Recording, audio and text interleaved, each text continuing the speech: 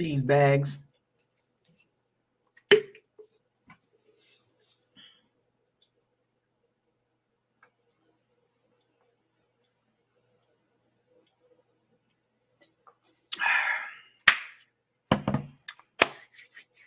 What's going on, everybody?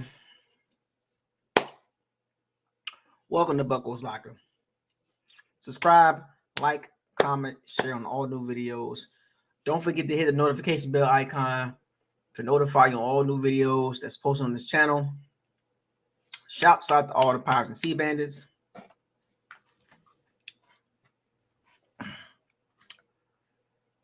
Thank you for joining and supporting the channel. Shout out to all the Bucs people out there in the Bucs community. Support the team in the future endeavors, good, bad, or ugly. What's up, everybody? Long time no see. Long time no see. Where y'all been hiding at? Where y'all been hiding at? Sportsaholic, A-Rod, Brent, Buck Fanatic, Fire the Cannons in the building. Uncle Toasty 215. Where you been at? Huh? Uncle Toasty, where you been at? I'm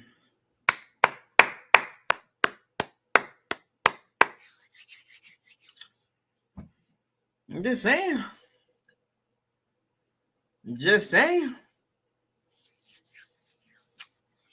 Haitian Boy 407. This is a late video. I got a little time. My daughter's asleep right now.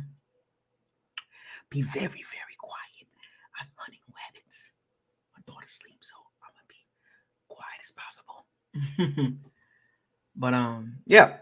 How's everybody doing? Everybody enjoyed their week? Enjoying their off season?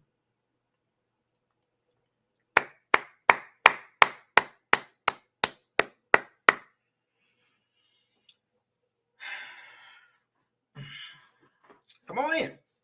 Come on in. I don't want no excuses today.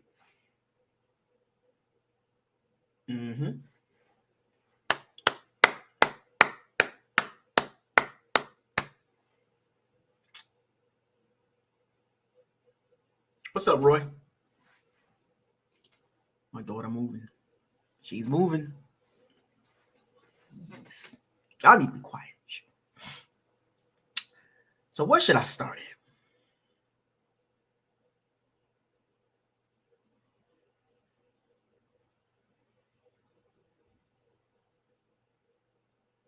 Where should I start? Matt. What's up, Matt? Oh, yeah. Almost to 4,000, man. You know what I'm saying? It's a slow process. We slow cooking. Slow cook it.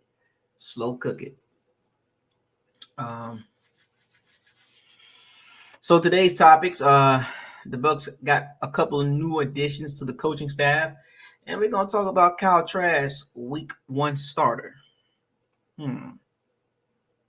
Vote of confidence by Bruce Arians. We already know how that is. And then Dave Canales talking about Kyle Trask and what can he do. And I mean, I'm all for it. I mean, it's cool. But it all sounds nice and cool. But y'all know me, man. I need to see action. It all sounds nice and cute at the press conferences. Press conferences don't win you games. Press conferences don't score points. Let's be real. Press conferences do not score points at all. Everything sounds good. There's one thing about being a fan. You want to hear things come out of the people's mouth. You want it to sound good. But me, I used to be like that. Oh, it sounds good. Nah, man, I need to see action behind that. I'm so much action-based right now. I've been action-based for years now. When I was younger, it was about, it sounds good. When it sounds good, you try to convince yourself, the possibilities of what could happen. But that's living in an optimistic world, right? You live in an optimistic world, hopeful. Well, I'm hopeful that it goes well. But when you start peeling back and get rid of the hope, and start living in reality and look at everything for what it is. Look at everything for face value, no matter if it's good, bad, or ugly. Don't try to convince yourself what you think could happen. The key word, could happen. Nobody can live in the future. If we could, we would, right? But we can't. Live, especially when it comes to football, you got to live in the now. How does the team look? How does the organization look? Where's the question mark set? Where's the strength set? Where's everything? The salary cap. You have to look at it for what it is now. Because I can sell you a dream. That don't mean it's gonna happen. You know what I'm saying? What's up, Fluoride, man? Bucket with your girl Neil, Roy, Styles. What's up, man? I can sell you a dream all day. I can paint Dave Canales in the best picture in the world. Have everybody believe in this. But there is no facts behind that. There is nothing behind that at all. It's just optimistic, right? Being optimistic, right? And being optimistic will only get you so far. And every coach does this. Head coach, OC, DC, general manager, fresh on board. You got to have first impression is the best impression, right? The most memorable impression. And if those of you have watched Dave Canales' press conference, right? You got to look good. You got to dress good. You got to have a fresh haircut. Eric Bieniemy had his first press conference with the Commanders. Had a nice suit on. He sound good. Everything sounds good. It's scripted. But the difference between what we have and what the Commanders have, they have a known commodity. Or the Panthers with Frank Reich, right? They have a known commodity. We have an unknown. Just did his first press conference in a pressure-packed position. Offensive coordinator in today's society or in today's football society, you got to score points. And if you don't score points, you're not going to have a job for a long time. That was one of the changes the Bucs made, additions the Bucs made this past offseason is hiring, an OC. That was the major part, right? Major part. Now, everything else they do after that, it's okay. What's the reason in hiring these guys? So they hired a couple of new guys, a couple guys that were recently fired. And for those of you that's been keeping track, Skip Pete and George Edwards, they were former coaches on the Cowboys coaching staff, and they got let go along with Kellen Moore. And you probably asking yourself the question, the Bucs just hired, some new guys. So what's their background? Both of these guys have been around for a while. George Edwards has been around for a long time. These are position coaches. And one of the things that the Bucs have struggled in, the running game for years, ever since Doug Martin's really good year back in 2016, I believe, or 2015. Got my notes. I keep my notes on me. So ever since the Bucs, 2015, 2015 was the last good year the Bucs had that they finished in the top 10. After that, it's been 24th or worse. So they hired former Cowboys running back coach Skip Pete to help the running game. So what does that mean? There's a ripple effect here. Remember, Harold Godwin was the run game coordinator. Keep that in mind. He was the run game coordinator. He puts together the run game plan and all this to how they're going to attack. So this is a fresh new face, Skip Pete. He coached a couple of running backs in the Cowboys, Ezekiel Elliott and Tony Pollard and Malik Davis. And we already know about the Cowboys running game, top 10. So it's not like he's coming in from, he's coming from a trash run game. He's coming from a pretty good running game. The combination of three backs, right? And also it was productive. Remember, when you're hiring coaches, you want to hire productive coaches. You don't want to hire guys that just like, we don't know. Like Dave Canales, we don't know nothing about the guy. But, he works out. He's a faithful, he's a religious guy. He works out. He got the look. Square chin, we don't know nothing about him. But see, with Skip Peete and George Edward, they have history behind them of production. Now, why did they get fired? Now, I think Marley Marl can answer that question. If Marley Marl shows up, I would like to ask him, why did George Edwards and Skip Peete get let go from the Cowboys coaching staff? Because Cowboys run game was pretty good, right? You know what I'm saying? I mean, it's, compared to our run game was 32nd in the NFL. And for the last 3 seasons, 32nd, 26th, and 28th. We'll count 2019 because that was Byron's first year. 24th ranked rushing attack. So we got Skip Peete coming in, and he developed Tony Pollard. He helped with that development. And the Cowboys running back did not fumble at all. Now, I'm not saying that the Bucs running backs had a problem with fumbling, but I'm just saying. At least we got production from him. He's coming to the staff. It's not like he's an unknown as far as what he can do for the staff. Now, the question is, what do they do with Harold Godwin, the run game coordinator?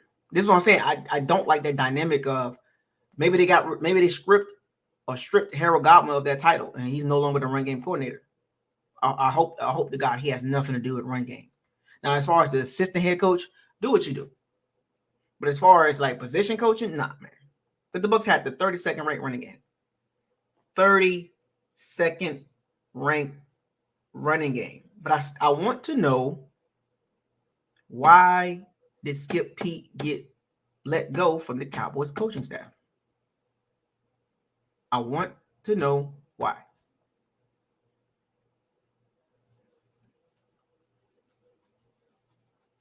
And I hope Marley Marl comes in today and get in the chat, because I want to know why. Something must have happened that didn't make any sense.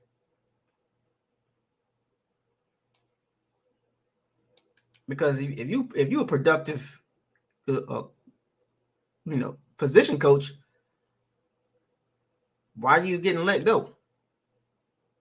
Teams do not let go quality coaches. So I want to know what happened to Skip Peete. Why was he let go? And the Cowboys running game was not bad at all. He's had a long career, 60 years old. He's an older guy. He had a long career. Started in 1988. I was 8 years old. I'm just very curious. Why was he let go? 60 years old, though. Let's keep that in mind. Now, we just got rid of some older coaches, Clyde Christensen, what I'm saying? Like, we got a couple of guys had, I would look at Skip Peete as from a wisdom standpoint. He's been around a lot of running backs. He's just one of those guys that just love football. He don't care about being a DC or OC. He don't care about none of that. He just likes to be a part of the game. He's 60 years old. And it's not like the NFL has become not only a player from a young player standpoint, a young man's game, but also it's becoming a young coach game as well. Like, a lot of the teams are moving towards the young up and coming coaches at those positions: running back, quarterback coach, passing game coordinator, run game coordinator, linebackers coach, strength and conditioning, secondary coach, safeties, cornerback coach, safeties coach, secondary coach, nutrition, doctors. They're everything is going towards the under 50, the younger generation, not the 60s and the 70s. That they're getting phased out. And it getting to the point where 50 might be too old to be a coach in the NFL. It's going to get to the point where you got to be 45 and under. Oh, they ain't messing with you. That could be ageism, right? That could start ageism. That's a whole different, ball game. We're not going to hire you because you're too old. Now, the NFL and these teams, they shouldn't go too far away from that, because some of these guys, some of these older gentlemen can offer great knowledge to these young players and coaches. You got to keep a mixture of that in the game. The NFL has been around way too long to just go completely young at the coaching level. Don't be surprised at the GM level, under 50, or they ain't messing with you. More power about what's up, man. I'm just saying. But Skip Pete, 60 years old. He's a brother. His brother's Rodney Pete. His brother's Rodney. Remember Rodney Pete, the Lions quarterback, the black and blue division? Yeah, remember Rodney Pete? That's old school Bucs. So he's been a running back coach pretty much his entire career. I mean, he was a wide receiver coach in the 90s, but most of his career, his football career, his coaching career, or his position coaching career was centered around running backs. So he's been around a lot of running backs.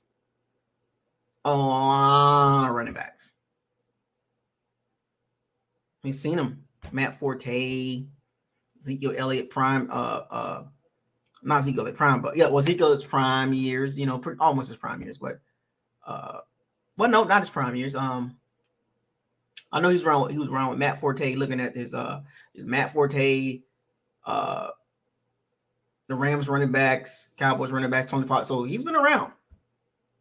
What's up, Taiwan Allen? I'm just saying. So we're going to see Marion Barber. That's who it was. Marion Barber. I was just trying to think about the running backs in the Cowboys history. So he has a vast wealth of knowledge for Rachaad White and maybe Leonard Fournette and whoever the Bucs could draft in this upcoming NFL draft 2023. So we're going to see. That's a positive addition to the team. It's not going to get a lot of publicity, a lot of publicized, saying news about Skip Pete, but he's one of the underrated, hirings. Position coaches is a big deal. Todd Gurley, there we go. So position coaches are a big deal because they don't get the spotlight unless you're a quarterback's coach, passing game coordinator. It's about those positions, but the other positions they get looked over quite a bit. So we're gonna see, as far as what Skip Pete can bring to the running back room. He coaches pretty good, so he's been around successful running backs. So this is good. Tyrone Wheatley, Lamont Jordan, remember those guys in the 2000s? Tyrone Wheatley from Michigan. Y'all remember Tyrone Wheatley? So there's a couple other running backs back there. So now the other coach they hired, George Edwards. Interesting hire. 56-year-old. He is the outside linebackers coach. He did interview for a head coaching job a couple years ago, but he got passed up. But he's 59. So it's a 60-year-old running back coach and a 59-year-old outside linebackers coach. So the Bucs went much older on the coaching staff as far as what these guys can bring. Just Joe Tryon, Shoyinka, and possibly Anthony Nelson and Carl Nassib and Shaq Barrett and whoever the Bucs draft. Maybe they draft outside linebacker, which that's not the top priority, but I think the top priority is the 5 technique and the 3-4.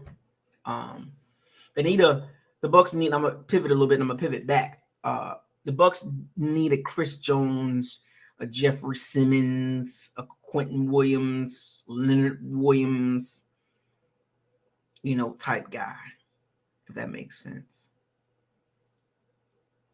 They need something like that. If you're gonna run a 3-4, you gotta have a powerful 5 technique that's explosive, that's big, that's fast. Keon White, Georgia Tech. Stay tuned for that video. He's getting a lot of buzz. He might be sitting there at 19. But the Bucs really need to address the D-line, particularly the hands in the ground. And outside linebacker too. It doesn't matter.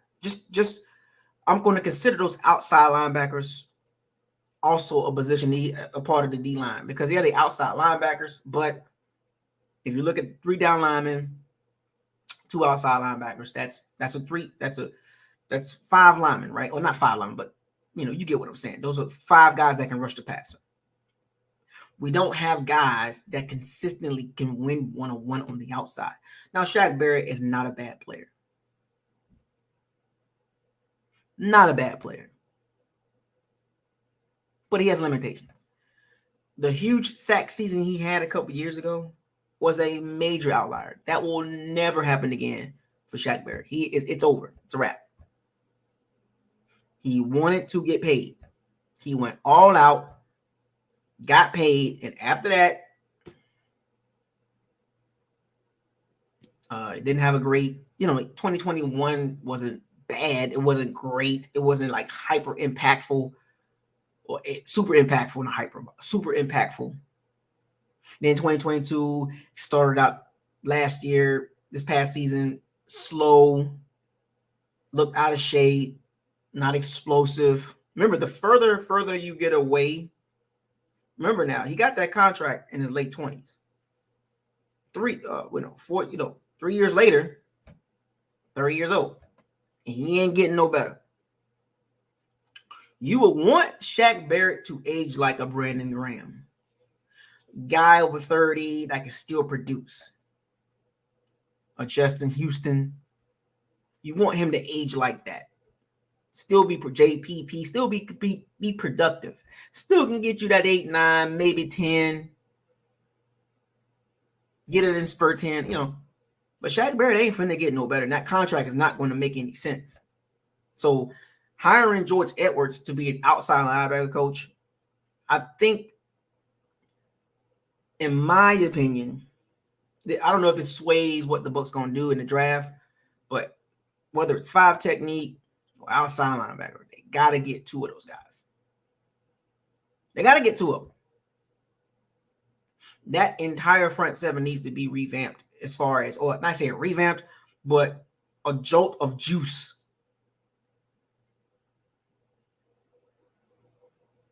They need juice. What's up, Patrick Spooner? What's up? They need juice. I've been saying this for year after year after year after year. When are they going to add juice? You keep drafting D linemen. It's just like O linemen. You keep drafting them. Stop trying to be this. Well, we don't know. You always need D linemen. You always need O linemen. If you run it at 3-4, you always need pass rushers. You want to be able to rotate on the outside. What does George Edwards bring? A vast amount of experience.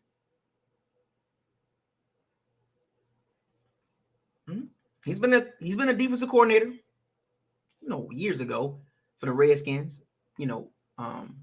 way back in 2003. And then the Buffalo's defensive coordinator, 2010, 2011. He was a co-DC in Minnesota, and now Minnesota defenses wasn't great. Now, at least he's not the DC. He is a position coach. Outside linebacker. Focus on them. Raymond, what's up? Carlos, what's up? And then the last couple of years with the Cowboys, the last 3 years with the Cowboys, he was a senior defensive assistant. Whatever you want to put that on under, whatever that means. What does that mean? Senior defensive assistant. They're just throwing titles out there. Didn't have no particular position. He was just in the defensive room, giving his tips and pointers and his insight on certain things. But the point is, having men like that, they offer a vast amount of experience. They've seen a lot of stuff. What's up, Jeffrey McGee? Mr. Bucs, everything. What's up, man? Shout out to everybody in the chat room. Did I give everybody a shout out? Did I miss anybody? You got to have a mixture, you know. Just like the players, you gotta have your core guys got to be young. And then you got to have a couple of veteran guys that's still productive at a high level. And then you got to have maybe a couple of those older guys that give you spurts. There will now 23 free agents. Let's keep this in mind. We'll get back to George Edwards in a second. But remember now, 23 free agents.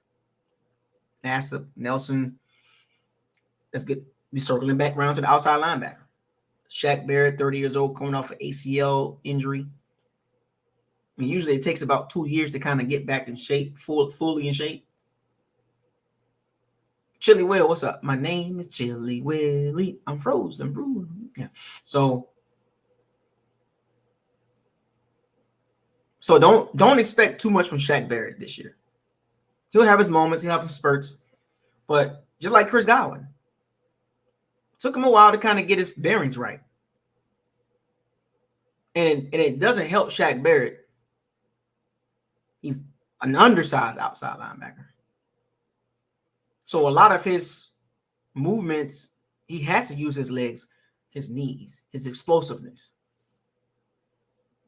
Denver said no thank you. Denver did not want to tie up a lot of money into Shaq Barrett. Yeah, they had Bradley Chubb. They had Von Miller. They was like, we good. Now, long term, it worked out for Denver, right? Because Denver's defense is pretty good. Draymond Jones and a couple other guys out there. Shout out to the Broncos. Broncos, country, let's ride.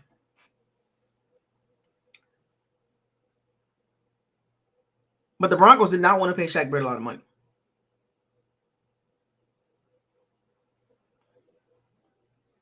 We did. After an extraordinary, historic season. 20, that's a lot of sacks. He will never reach that number again. He won't even get close to it. You saw the real Shaq Barrett in 2021. That's the Shaq Barrett that you'd be like, that's where he probably ended up at, 8 to 12 sacks.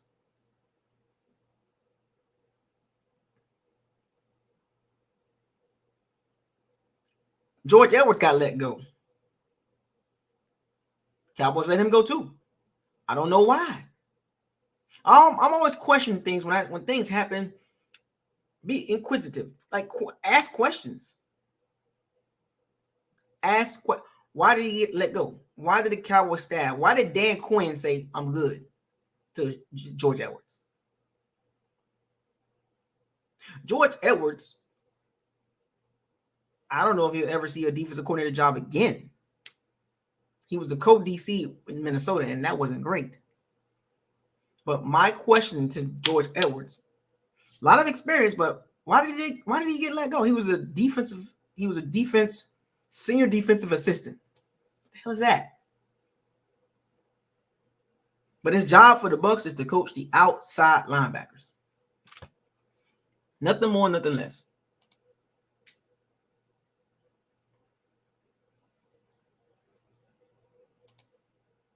What do you expect? I don't know.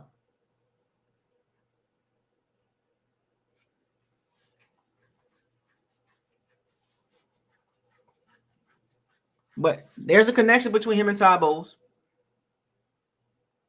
They coached together back in the day.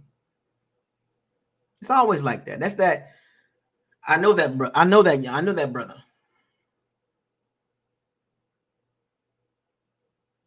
Miami, Cleveland.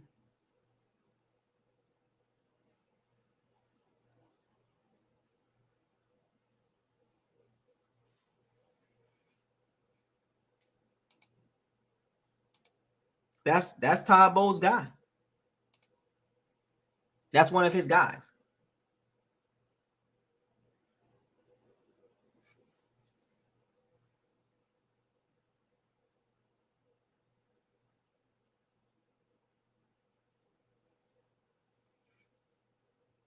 That's one of his guys. Remember, y'all said Todd Bowles didn't get a chance to pick his staff. Well, I guess his staff is complete. And oh, by the way, the Bucs had a man named Bob Sanders who retired at 69. Forced retirement.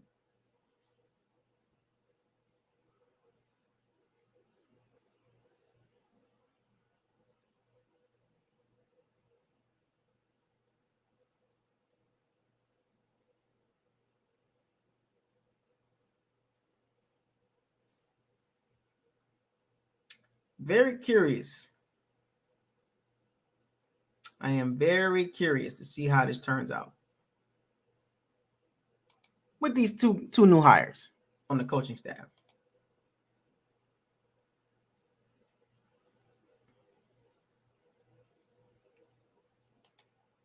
But I do want to know, why was he let go? Why?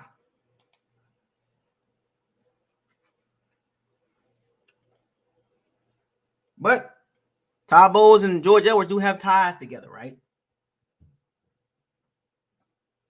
Browns and Dolphins. So Todd Bowles went back a little bit in his past to pluck a guy from back in the day. Relationships in the NFL matter, folks. Bigger 9. You get the 4-5. Simplified. Bigger 9. The outside linebacker position is going to be huge for the Bucs.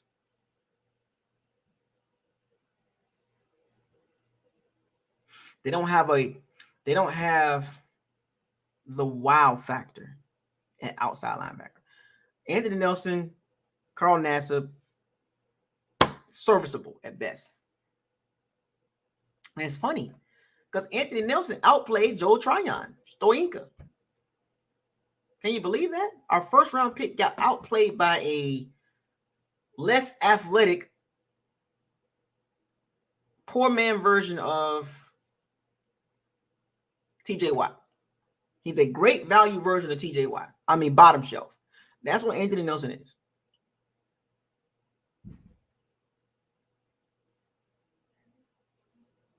He's a great value, bottom shelf, way back in the corner, Trey Hendrickson, TJ Watt type player. Let's keep it real. Joe Tryon got outplayed by a guy he is more superior athletic than. That's more on Joe Tryon than Anthony Nelson. See, we already knew about Anthony Nelson. His ceiling is low as heck. Serviceable at best.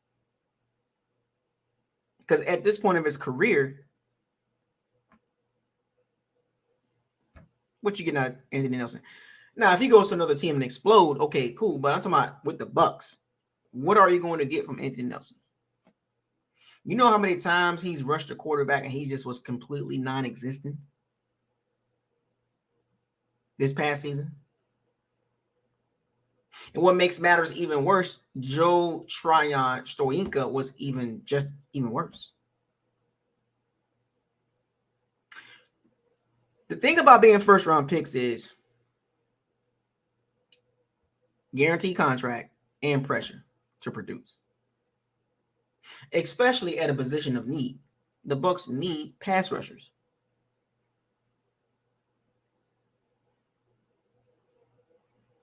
That's why I told y'all when the season was over. When the season was over, I told y'all year 3 for Joe Tryon is going to be huge.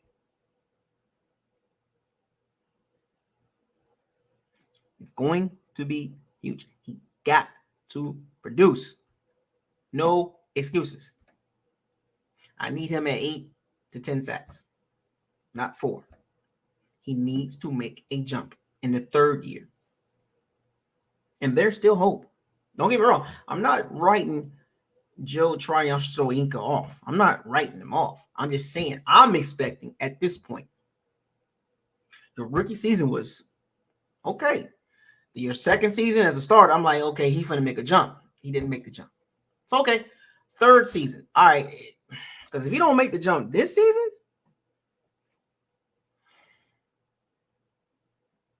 Now what that means is the expectation as far as his ceiling was high, but now you have to temper those expectations to be more realistic. Because remember, when you have prospects with potential, you can only ride that wave for so long.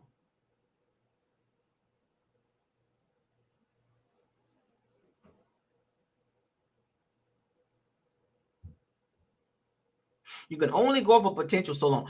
Joe Tryon Stroinka has a lot of potential, but at what point are we going to be like, okay, this is it?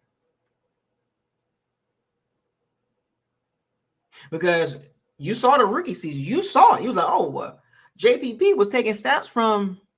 And here's the thing about having a veteran in front of a rookie that's playing decent, right? In Joe Tryon's case, JTS case, he was playing better than JPP, but he wasn't getting the snaps because it was veteran. And sometimes that can stunt a rookie's growth. Because can you imagine if he would have got a lot more snaps as a rookie and then going into the second season, I think he would have been a lot better. But being that he got stunted a little bit because JPP was in the way, I think it kind of played a role. I mean, he was learning the ropes, but it was clear to see that he was playing better than JPP. But then now he got the full-time role, and it was like, man, I got to be honest, his rookie season was a lot better than his second season. And just, just kind of like looking at it. Now, the third season for Joe Tryon, bro, because if you don't put up this year, what does that say? Because now you're going to go into the fourth year, and we're going to get him an extension. Because remember now, this is going to be his third year. So I'm being hopeful for Joe Tryon. I'm being optimistic for Joe Tryon. I hope, because he got to pan out. Shaq Barrett ain't getting any better. Joe Tryon has a better chance of getting better than Shaq Barrett. Let's make that clear. But he got to show something this year. He's shown some flashes. He needs to turn those almost sacks into sacks. He's hyper athletic. Sometimes you could be, remember, we've seen these height, weight, speed guys. They're super athletic, but the football IQ is limited. Ceiling. I'm not going to say Joe Tryon's ceiling is low, but I will know more after this season about Joe Tryon. So I'm not writing him off yet. But after this season, I'll give you a better idea of, okay. Because if he has an 8-sack season, I'm like, oh, his ceiling is higher. We're talking about outside linebacker. We're talking about the George Edwards effect. What can he do with Joe Tryon? What can he do with the rookie the Bucs could draft in April? What could the Bucs do in free agency at outside linebacker? Because Todd Bowles made it clear we need more sacks.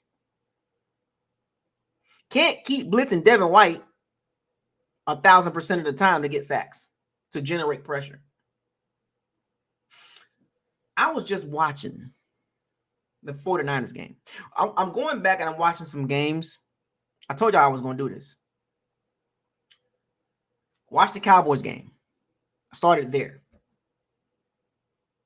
The defense was awful. The one game you did not want to see the defense look bad, that was the game. That game told me more about Todd Bowles. He got out coached by Mike McCarthy and Kellen Moore. Let that sink in. What up, Rick? He got out coached by Mike McCarthy and Kellen Moore. The same Kellen Moore that got mutually parted ways with the Cowboys, and now he's the OC at the Chargers. All season long, Todd Bowles' defense was Todd Bowles' defense was the glue. Todd Bowles' defense was the main reason why the Bucs went 8-9 regular season, but overall 8-10. That was the main reason, not the only reason. That was the main reason why the Bucs went 8-9. Let's keep it 1,000. Because the Bucs offense was trash. No, Buckles like it. Now, come on, not before y'all jump on me. Buckles like it. The Bucs offense was not trash.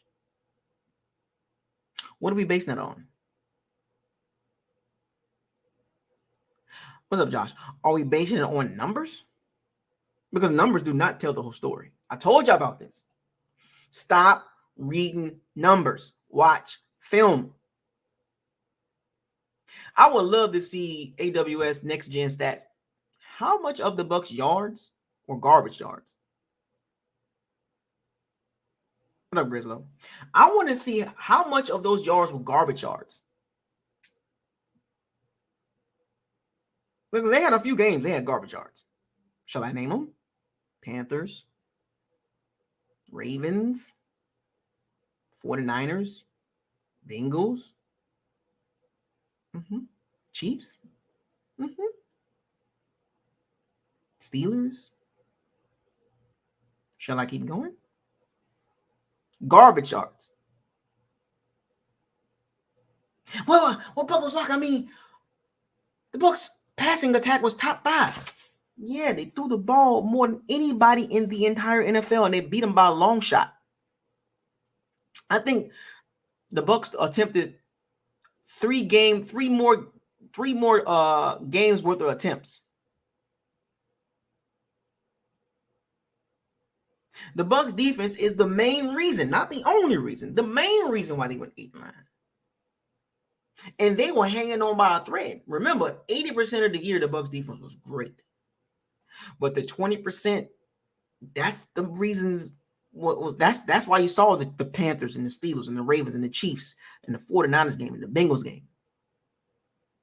That's why you saw those games.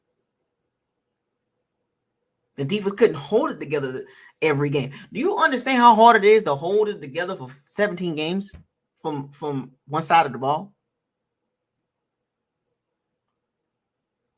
This is why I tell y'all, when you look at the numbers, only give you the surface level view. But when you factor in, when you start going deeper beyond the numbers, the opponent, the scheme, the down and distance, third down, red zone, short yardage situation, key moments, rushing defense, passing defense, injuries. You got to factor in so many variables.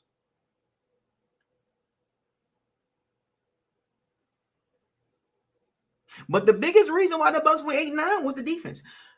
If it wasn't for that Bucs, and the word if the Bucs defense was not top 10, if the Bucs defense was middle of the pack overall, just 15 to 18, do you understand the Bucs would have maybe won 5 games, maybe 6 at best? Do you understand that part? Because the offense, it is what it is. O-line injuries, run game trash, the Byron Leftwich situation, 45-year-old quarterback. It was a recipe for disaster. And you as a Bucs fan, you didn't want to see that. But that was an option going into the season. That was a possibility. The probability, nobody thought that probability the Bucs offense was going to be that bad. Nobody expected the Bucs pass defense to be that good. In general. But let's keep it 1,000. The way the Bucs were set up offensively and defensively was not a great match. The defense did exactly what they had to do for the most part. The offense didn't carry their baggage, their luggage. The 20%, the defense was trying. Can you imagine if the offense would have made up for that 20% of the defense that they slacked on?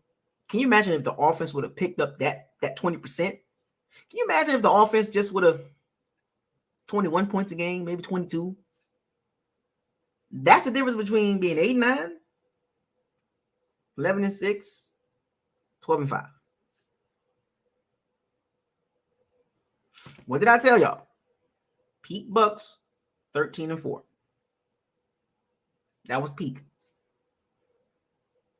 So you mean to tell me, as I transition to this Trask week 1 starter situation, as I come off the outside linebacker George Edwards hire for the outside linebackers, if the Bucs want to stay competitive, and I'm going to use that word very, very lightly, if the Bucs want to stay competitive, they need to address the front seven. I'll get to the offense, but that defense, if they want to maintain, if that defense can maintain where they at, you're going to have to make some tough cuts and some restructures, whatever the case may be. If the Bucs want to maintain defensively, hey, just come back and play the 80% good and just hope that the offense can get you 20, 21 points a game.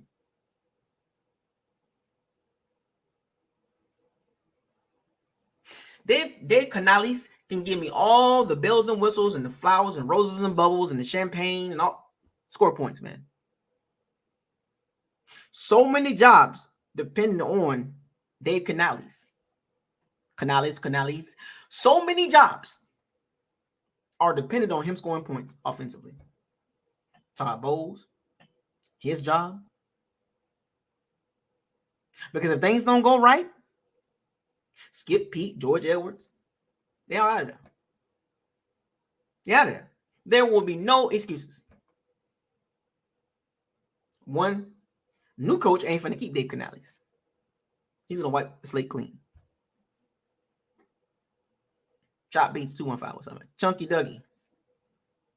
I'm trying to tell you.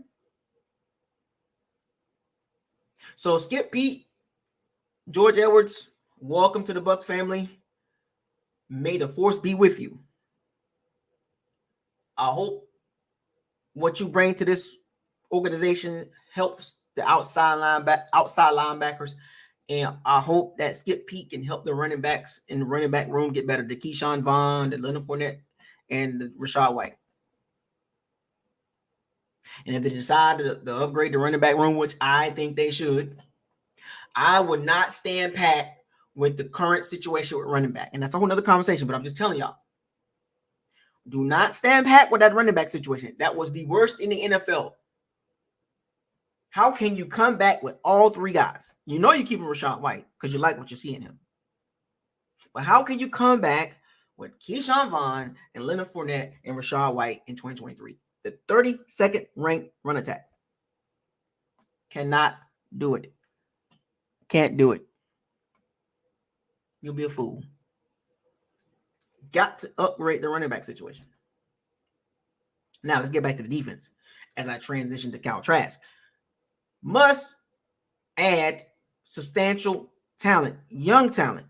Even if the young talent doesn't come in right away and just have a monster season. We're not expecting that. But you want the Bucs to draft the trenches defensively. In a perfect world, you want the Bucs to come out of that draft with a 5 technique and an outside linebacker. In a perfect world. Because think about this. Tryon, Logan Hall, and 2 draft picks in this year's 2 2023 draft picks. That's 4 young guys that you invested in the first 3 rounds. That's what I would do.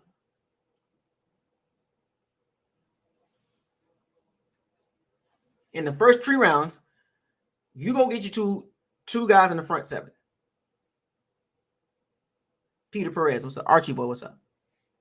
Damon Street, what's up? Because you can go get guys in the secondary. But if your front 7 is dominant, look, I think there's a foregone conclusion that Jamel Dean will not be back. There is no way we can pay him. I don't see a scenario that we can pay Jamel Dean and Carlton Davis and Mike Edwards and Levante David and Tristan Wirfs and Antoine Winfield. Can't do it. But the Bucs need to come out of this draft with an outside linebacker and a 5 technique. explosive. Like 2 guys that's explosive. And then Logan Hall make his second-year jump. Joe Tryon make his third-year jump. Can you imagine having 4 guys under 24 years old on the D-line? Cut the crap. Cut the crap. How many times have you watched this past season and you saw the pass rush? Anthony Nelson, Carl Nassib? Seriously? Nacho Nunez? Rochas Nunez? Hakeem Hicks? William Golson? You can't go into 2023 with that. You can't. Stop playing with me.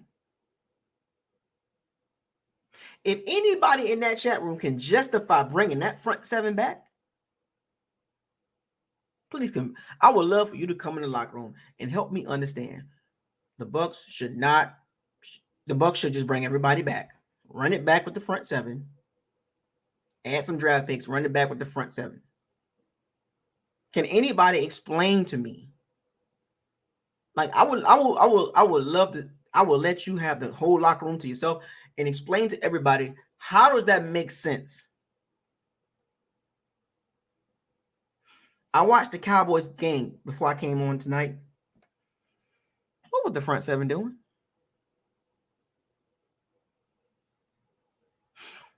All front 7 is filled with backups. You can't win like that.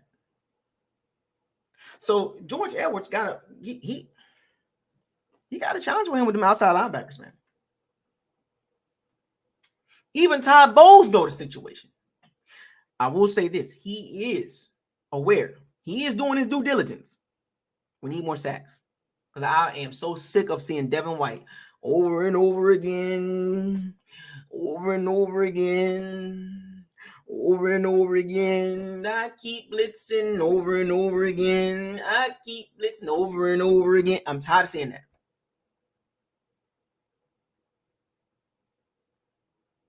Over and over again. Devin White keep blitzing over and over again. And it hurts so bad. It hurts so bad over and over again. He keep blitzing. Oh, bro, you're a linebacker, man. Play the linebacker. Or be our Micah Parsons. 80% of the goddamn plays, Devin White is blitzing over and over again. Over and over again. Like, man, bro, run blitz, pass. Like, he doesn't do anything else outside of blitzing 80% of the time. Sideline to sideline.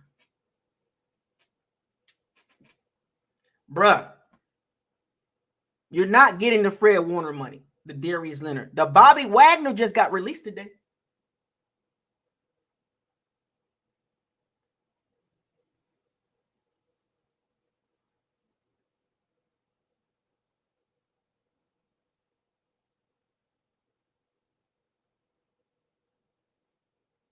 Bobby Wagner. The Rams released Bobby Wagner. Still productive.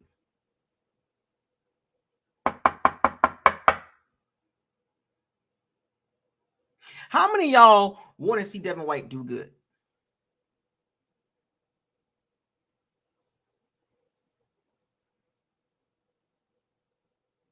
How many of y'all tired of seeing Devin White blitzing over and over again? Over and over again. As much as he blitz, he should have 12, 15 sacks every year.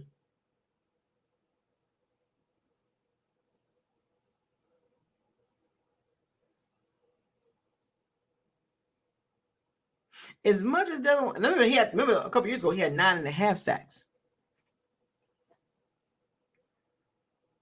If you're gonna blitz that much, well, because think about it. If Devin White this past season would have had 9.5 sacks, I wouldn't be really saying that. I'd be like, that's him. You can't keep blitzing that much and not sacking a lot. How are you missing? Like, why are you not sacking a lot?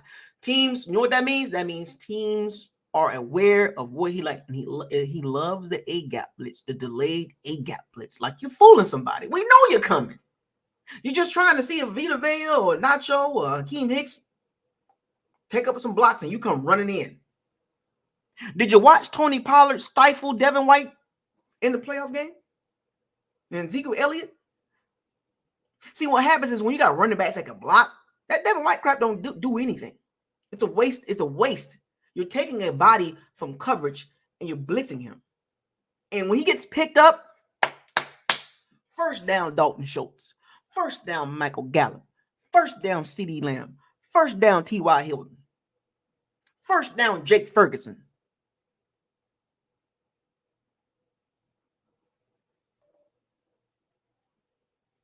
I literally just watched the game, folks.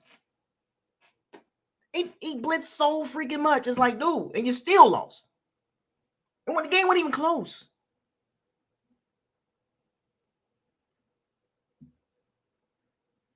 Had Dak Prescott looking like he a top 5 quarterback.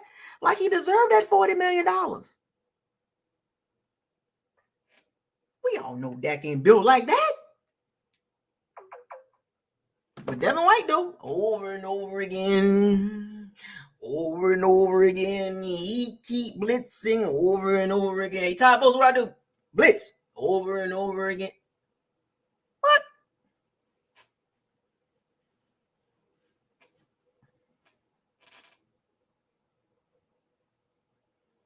What's up, Leroy?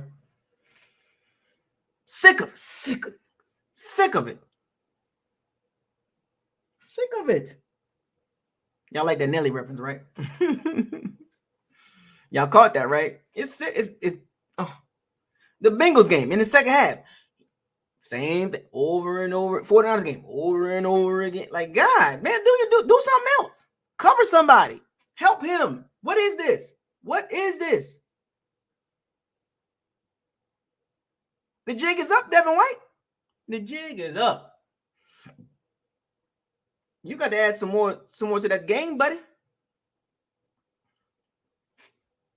The Bucs might need to look at linebacker too, man. Levante, Devin White, oof, yikes. Because Levante David ain't getting no better. And Devin White, you own that.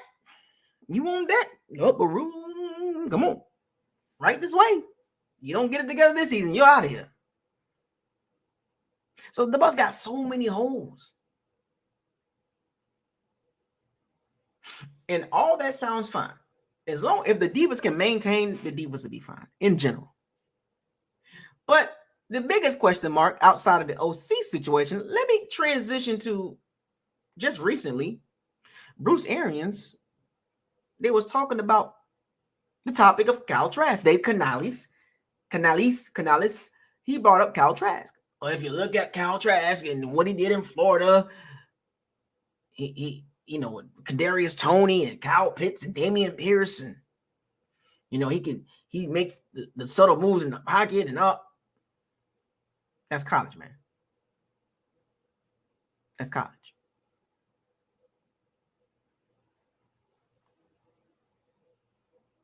That's college, Dave Canales. Your evaluation of Kyle Trask, it did not line up to everybody else's evaluation. That young man was overdrafted.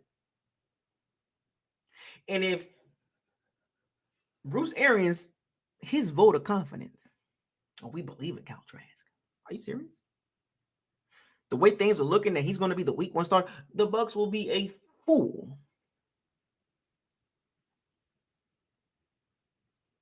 to roll that man out there with no competition. There is nothing on Kyle Trask's resume professionally that screams the Bucs are going to be better than 8-9 with him at quarterback. Let's put this in perspective. Could he be the week 1 starter? Sure. But do you trust that? Do you trust that? How much of an upgrade? Look me in my face. Come in the locker room and look me in my face. How much of an upgrade do you think Kyle Trask is over Tom Brady at 45 years old? Remember, we went 8-9 regular season with Tom Brady. So you mean to tell me Kyle Trask, who couldn't beat out Blaine Gabbert 2 years in a row, all of a sudden becomes the starter in week 1 with no real film to say, oh yeah, we good. We finna go 9-8, 10-7, 11-6 with Kyle Trask. So let me guess. That means the defense. That means the Bucs need to draft all defense, all 7 rounds, and just load up on defense and just win with defense. That's possible. But there is no way you can sit up and tell me, as of today, February 23rd, 2023, and tell me Kyle Trask is going to do better than Tom Brady. You have no evidence.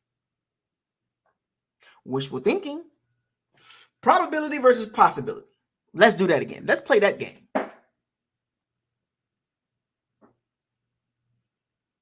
So we got Bucs fans out here that's convincing themselves that it's real. Like, okay, then when you question them, they get mad.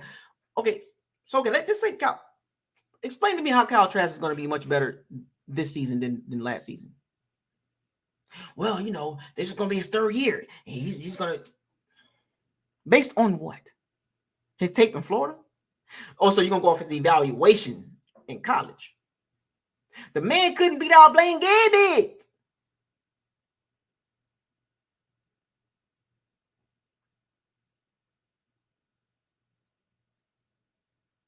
If he was that good, look, who knows what Kyle Trask has just as many question marks as Dave Canales. We don't know.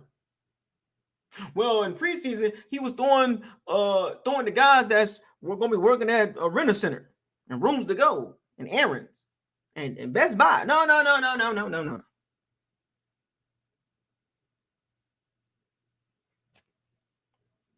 You have no evidence. In a perfect world, in a world when things go right, you would hope that Kyle Trask can reach 4,200 yards. If he's the starter in 2023, you would want to hope that he can reach 4,200 yards, 23 to 30 touchdowns, and under 15 interceptions. And don't take a lot of sacks. And be really good on 3rd down, really good in the red zone, and really good with the deep ball. Areas that we severely lacked. With a 45-year-old quarterback, the Bucs were trash in the red zone, trash on 3rd down, not good with the deep ball. Improvisation skills was not there. The athleticism at quarterback was not there. And all of a sudden, Kyle Trask comes in, and all of a sudden, we are better in all 5 phases. Based on what? Based on what? Can anybody convince me how are we a better team with Kyle Trask as the week 1 starter as of today?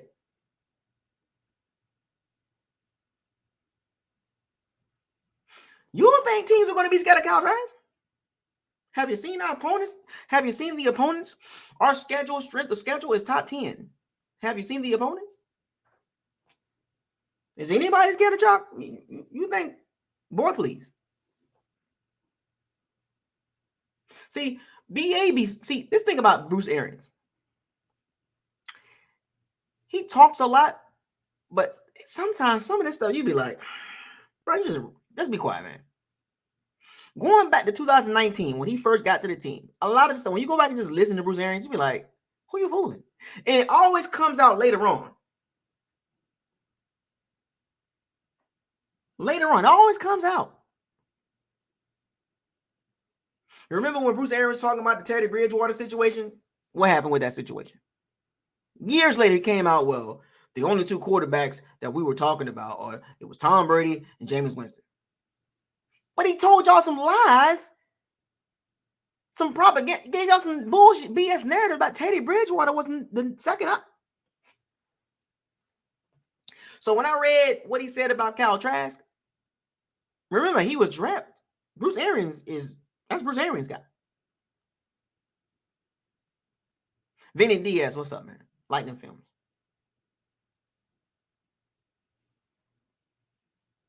Bruce Arians drafted Kyle Trask and dumped him on us.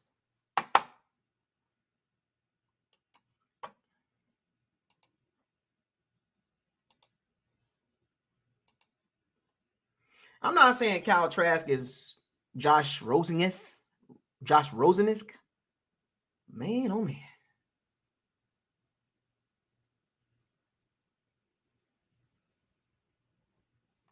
Man, oh man. All I'm saying is that Kyle Trask move better work out. But you got to be kidding me. So let me give y'all, I'm going to give y'all a quote from Bruce Arians. Oh, by the way, Bruce Arians said, Tom Brady, that was not the real Tom Brady. He had a lot of sugar honey iced tea going on. So here, once again, Bruce Arians still running his mouth. Just be quiet. We ought to know you full of hot air. No risk it, no risk it, no biscuit.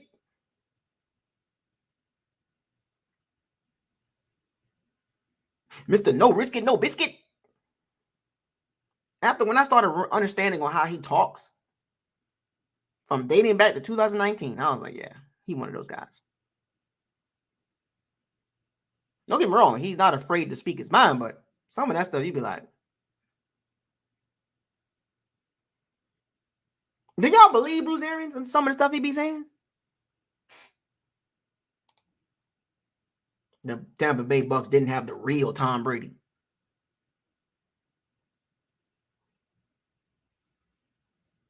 And what did they have, Bruce Arians?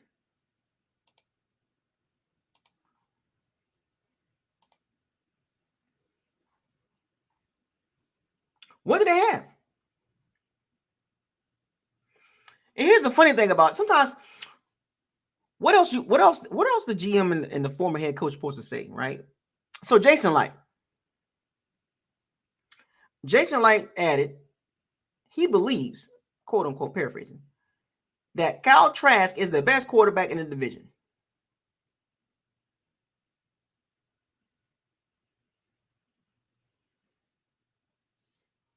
Does anybody believe that?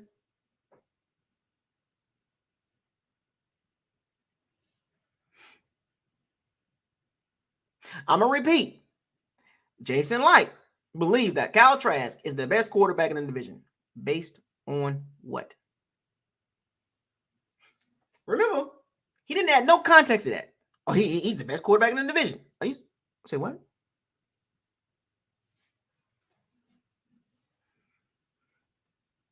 Boy, you don't get your...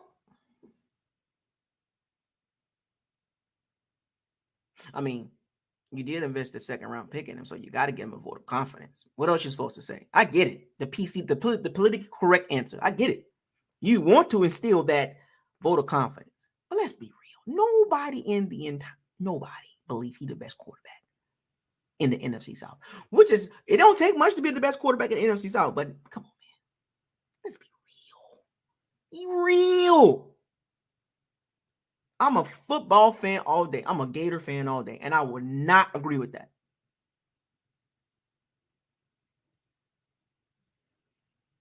I would not agree with that. You can't find me in no multiverse saying that Kyle Trask, as of today, is the best quarterback in the NFC South. You will not get me to say that. Remember, the NFC South quarterback situation is the worst in the NFL.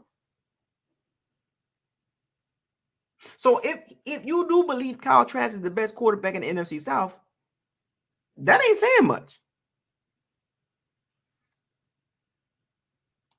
Keep it 100. You got to bring in somebody to compete with him. You can't hand him the job. Clyde Christensen told y'all he a slow learner. Now he got to learn another offense? Boy, please.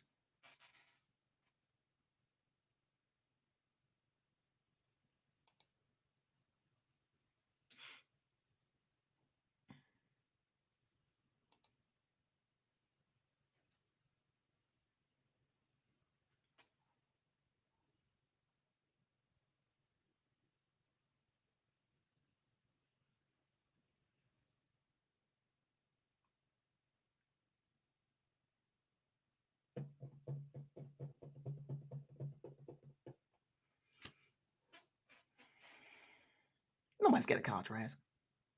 So the Bucs can try them in as a week one starter. By all means, I'm going to support it as much as I can. But from a football fan perspective, I'm a football fan first. Bruh. Todd Bowles must want his seat to get super hot. Because I'm telling you right now, you roll him in there week 1. Let me tell you how the scenario could work. Probability versus possibility. You roll him out there week 1, week 2, week 3, week 4, week 5. And you're sitting there 1-4 with Cal Trask as a starter. Now what? We wanted to see what he can do. Now you can scar the man now you can scar him up for the NFL. Now you can scar his whole career up. You got to make him earn that. You got to make him earn it. No, don't get me. If you're bringing a veteran guy like a Jacoby Brissett, Baker Mayfield, who else? Whoever they bring in, Carson Wentz, whoever they bring in, and he beats them out. Let's see what he can do. But you just can't hand him the week 1 starter. Can't do that.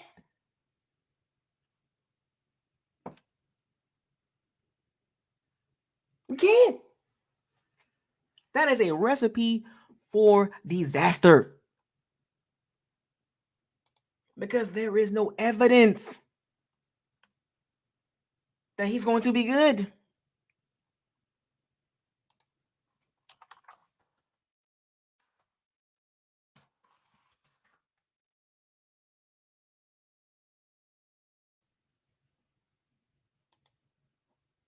Bruce Arians said the Bucs are in good hands with Kyle Trask.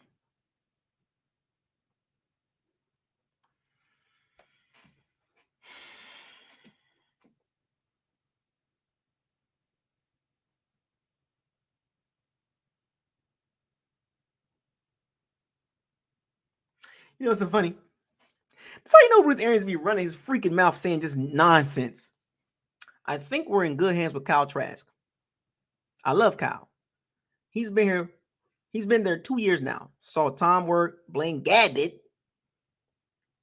was a great mentor to him. He also added, but just like 3 years ago, you got to search what's behind door number 2. But if you believe in the guy, you don't need to go behind door number 2. 3 years ago, we would have never guessed Tom Brady was behind door number 2. So do your research, you do all your homework, and you decide what's best for you. But right now, I'm very comfortable with Kyle as our guy. Say what?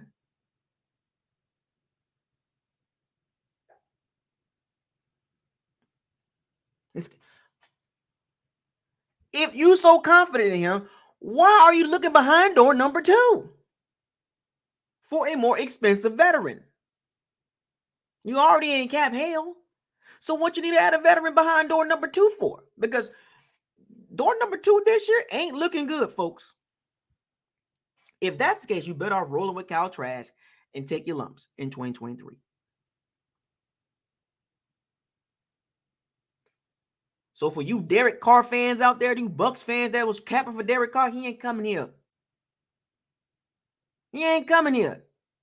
Lamar Jackson, he ain't coming here. The only way those guys come here, the Bucs gonna have to make, I repeat, I think we're not done. You're gonna have to make some major decisions with contracts. In order to get Lamar Jackson and Derek Carr, you gotta change that roster. I think we're not done. Because in my honest opinion, I would rather stink it up with Kyle Trask than dump $23-24 million into a veteran quarterback, Jacoby Brissett or Teddy Britt. I don't want to do that.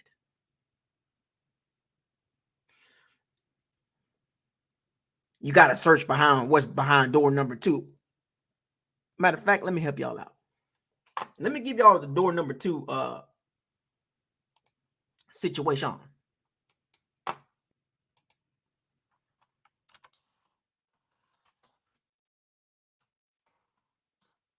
Let me give y'all an idea here. Free agent quarterback for 2023. This is door number 2 that you got to do your research. Look behind door number 2. But I'm confident in Kyle Trask. Then why are you looking at behind door number 2? Let Kyle Trask be the week 1 starter. Coming back in February 2024 and see if Todd Bowles got a job. Unless he's been guaranteed he won't get fired in 2023 after the season, then it is what it is. But remember, you get 2 years. Remember? Lovie Smith. Remember? Shiano, you get 2 years. And if you have a drop-off, then you out of here. So let me give you the free agent quarterbacks. This is door number 2, y'all. Derek Carr. Tom Brady retired. Baker Mayfield. Sam Darnold. Jimmy Garoppolo. Teddy Bridgewater. Daniel Jones. Case Keenum. Mason Rudolph. Jacoby Brissett. Geno Smith. Joe Flacco. Andy Dalton. Mike White. CJ Beathard. Cal Allen. Taylor Heineke. Lamar Jackson, but Blaine Gabbert. Chase Daniel. Chad Henning. Nick Mullins. Drew Lock. Brandon Allen. Josh Johnson. Nate Sutterfield. Nathan Peterman. Jeff Driscoll. Cooper Rush. Brent Ripken. Tyler Huntley. John Woodford. Philip Walker. Trace McSorley. Jarek Stidham. Bryce Perkins. Easton Stick. Gardner Minshew. Shane Bouchette.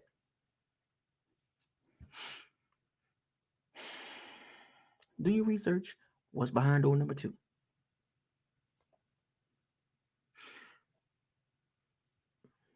So let's cross out Derek Carr and Lamar Jackson, Tom Brady. What's left? Oh, let me guess. Gardner Minshew, Taylor Heineke, Tyler Huntley, Jacoby Brissett, Drew Lock. Okay. I'd rather see Kyle Trask than them. We already know they are. We already know what we're getting with those guys. You ain't going nowhere. I'd rather go nowhere with Kyle Trask than nowhere with a veteran guy. I just named all the free agent quarterbacks behind door number 2. Derek Carr is not coming here. Did he visit yet? Did Derek Carr visit Tampa yet? He visited the Saints. He went to Jets. Panthers might look into him. But Derek Carr ain't coming here. Oh, let me guess. Jimmy G. Yeah, so he can play 7 games and get hurt. Then what? And then you're back to Kyle Trask.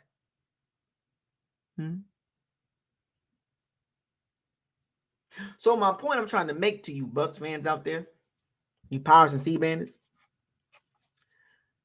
make Kyle Trask earn the week 1 starter position. If he beats out a veteran guy, great. Because that's the scenario that you really want. But you just cannot roll him out there like that. Like it's, oh yeah, he's automatically the starter. You can't do that. You got to make him earn it.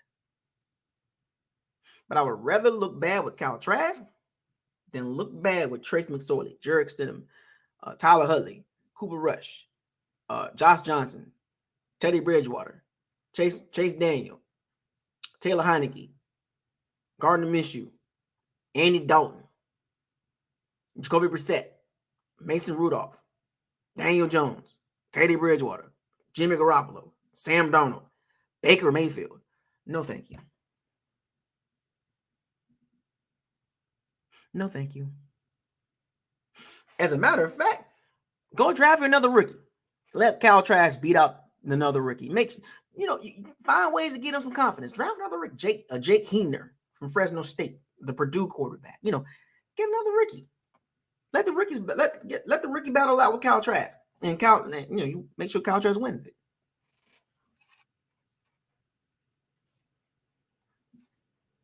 Boy, stop. So you Bucs fans out there that's capping for these veteran quarterbacks. Oh, well, Baker Mayfield's former number 1 pick.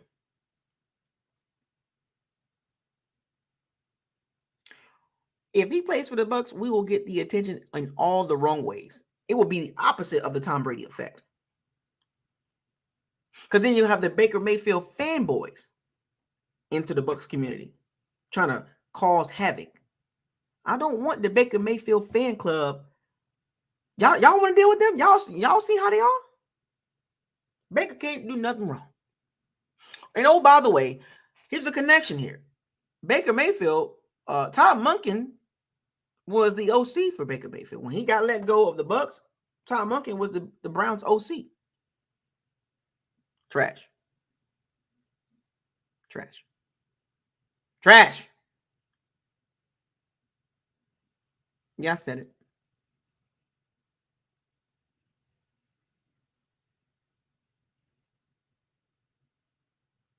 Because if the Bucs run out there and grab Baker Mayfield and try to hype it up like it's going to be something, what does that say about Kyle Trask? To get a guy like Baker Mayfield, what does that say about Kyle Trask? Baker Mayfield's best option is to stay with Sean McVay. Revive your career. Get a little more, stay over there. And you Gardner Minshew and Taylor Heineke fans out there, Bucs fans out there, capping for them too, go right ahead. They ain't not but some baby Ryan Fitzpatricks. Give you a couple of highlight games, and they're going to be who they are. Low ceiling. Taylor Heineke and Gardner Minshew, low ceiling. You might as well stay with Kyle Trask. And it's not like Gardner Minshew and Taylor Heineke is supremely more talented than Kyle Trask. There's a talent gap between Kyle Trask and Taylor Heineke and Gardner Minshew and Jacoby Brissett and even Baker Mayfield. There's no huge talent gap. Kyle Trask has a low ceiling. Just like Baker Mayfield, Taylor Heineke, Gardner Minshew, Teddy Bridgewater, Jacoby Brissett, Sam Darnold, Jimmy G.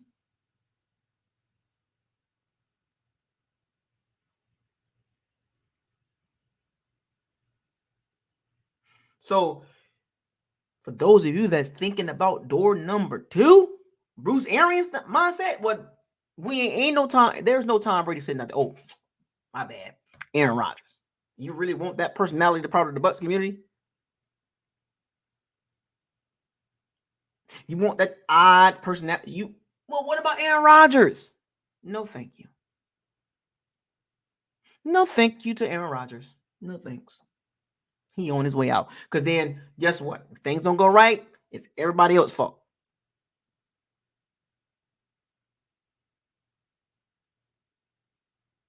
Then you got to deal with Aaron Rodgers' weird personality. And then he can leave the Bucs high and dry. And then we'll be right back in the situation in 2024. Who's going to be the quarterback? Kyle Trask. My point is, folks, the old, like, what would that movie was? I'd rather do bad by myself. I would rather do bad with Kyle Trask than do bad with any of those guys. At least that way you can take your lumps with Kyle Trask and reevaluate in 2024. But I will say this. You cannot just hand him the job like that. Can't do it. You can't hand Kyle Trask a job without earning it. He has done nothing to earn the job. He is a slow learner. Now he got to learn a whole nother offense. And Dave Canales tried to give him some, Kyle Trask with Kyle Pitts and Damian Pearson, Kadarius Toney. Bruh, that's college. This is his 3rd year now. Catch up, Dave Canales. Hand that boy the playbook right now. How about that? You go from Russell Wilson, Geno Smith to Kyle Trask. You trying to sell the fan base that Kyle Trask has a high ceiling?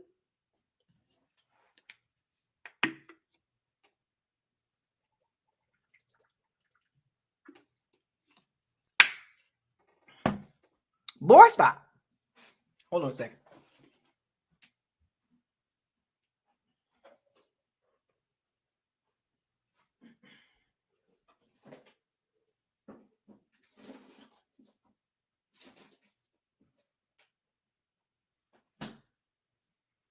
She coming around the mountain when she comes.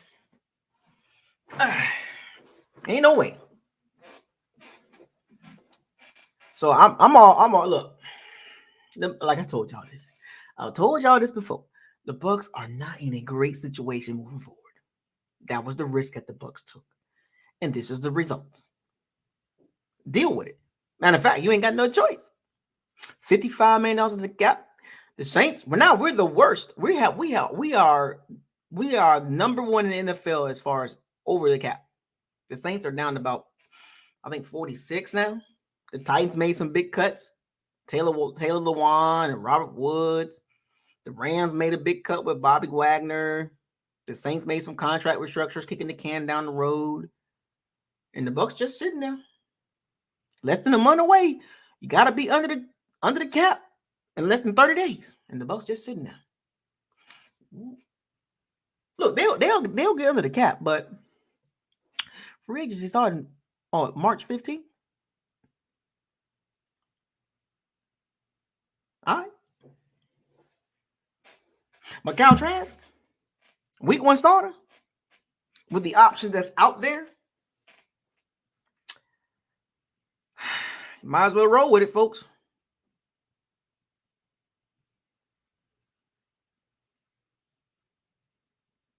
Might as well roll with it. Roll with it. Roll with Cal Trask week one, but you just want him to earn it. You want him to earn it. Because he hasn't proven anything. Anything.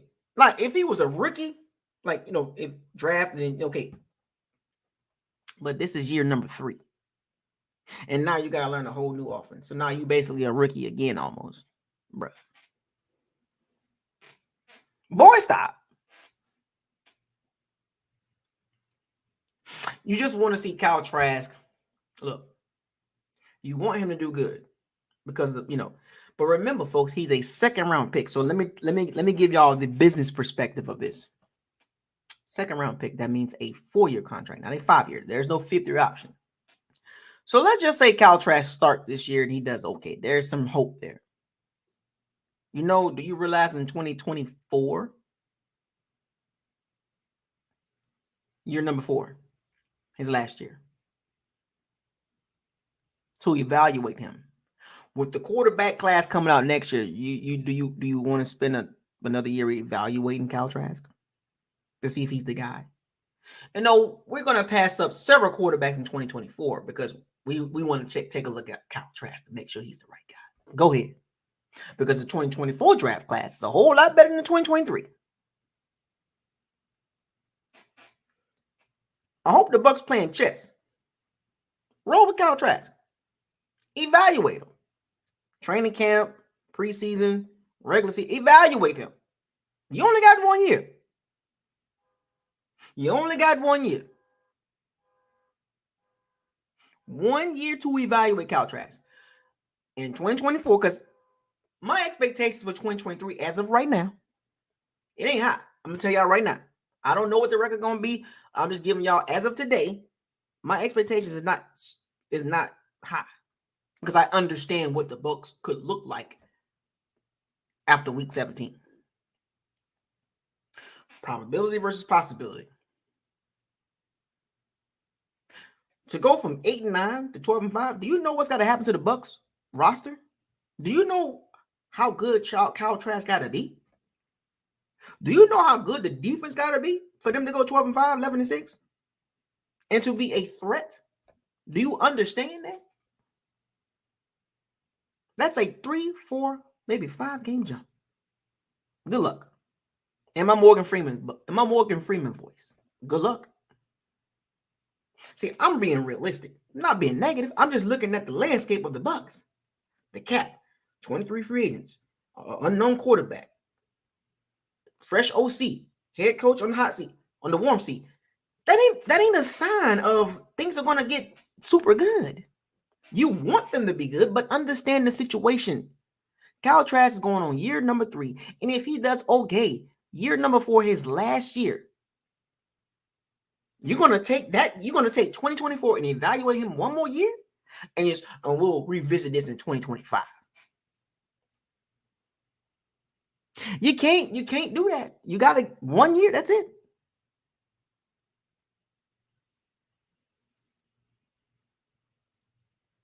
One year. You can't waste time evaluating a guy that you've already had on the roster prior to this going 3 years. You ain't got time for that. Next year's draft got about 7 quarterbacks. Mm-hmm. I'm pretty sure you Bucs fans gonna probably want one of them. You're gonna want one. If Kyle Trask doesn't do good, you're gonna want one of them. I guarantee you that. I'll put some money on it. If Kyle Trask don't do if he 6-11, 7-10, I guarantee you a lot of y'all gonna be like, hey, let's get a quarterback. I'll be one of them. But you're giving the man a chance, but you just don't hand him the keys to the franchise because he hasn't done anything. Which is the reason why Bruce Arians speaking about this door number 2, and then I just gave y'all what's behind door number 2. You can go get Andy Dalton. well, the Bucs might get Geno Smith. Okay, what world are you living in? See, I'm not a big what if guy. I'm like the reality guy. I got the reality stone. Well, the Bucs can get Geno Smith. So, do you know how stupid Seattle will be? John Schneider and Pete Carroll will be to let Geno Smith walk out the door?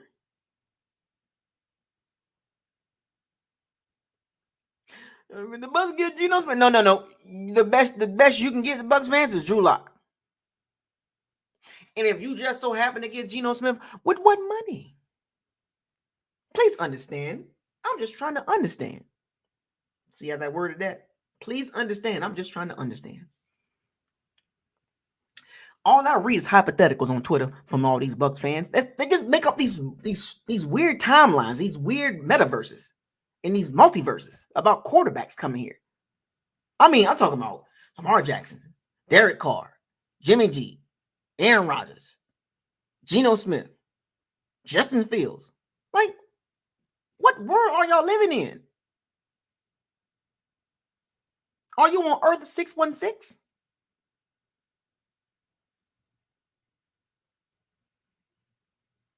Are you on Earth 212? What timeline are you? Did Loki mess up with the timeline? Did he mess up with the timeline again? What world are y'all living in? Be realistic about what you're talking about. All these talking heads just running their mouth just to find something to do and get clicks. Buckles Locker ain't doing that. That channel's not built like them. I don't think like that. Go. If you don't believe me, go on Twitter. Go on Facebook and just look at the tweets, look at the conversations about the quarterback situation. What world are they living in? All this stuff to get clicks. None of it's realistic. Geno Smith, Justin Fields, Lamar Jackson.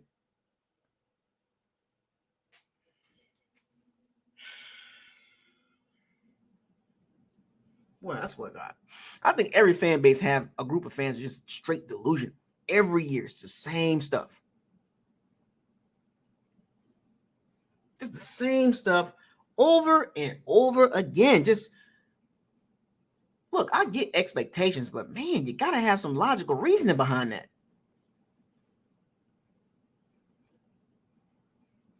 You want to look behind door number 2? It's there. I gave y'all what's the behind door number 2, but look at the options. What are the realistic options? You ain't getting no Lamar Jackson. You ain't getting Derek Carr. Money.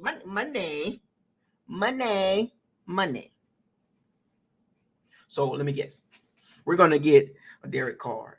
Or we're going to get a Lamar Jackson, right? With what money? So,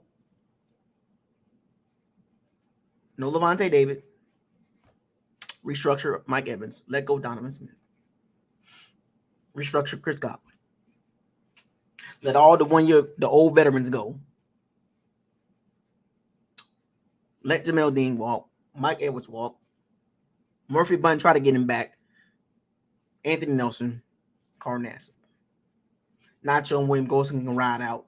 Hakeem Hicks can ride out. Restructure Vita Vea. Russell Gage, figure that out. Cut Leonard Fournette. Cut Ryan Suckup. Cut Cameron Brate. Restructure Ryan Jansen's contract. Give Devin White an extension to lessen the cap hit in 2023.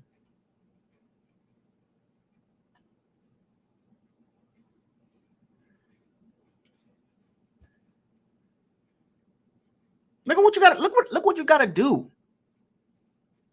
Look what you got to do to get that type of quarterback with that type of money. Derek Carr ain't taking nothing less than $30 million. We gotta pay Tom Brady $35 million. So once again, there's this business side and there is what I feel side. See, in business has no room for feelings.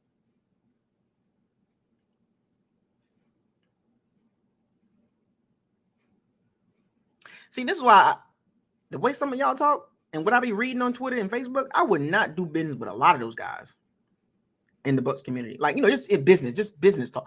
Wouldn't want to do it. Too much feelings. Too many feelings. You feel too much.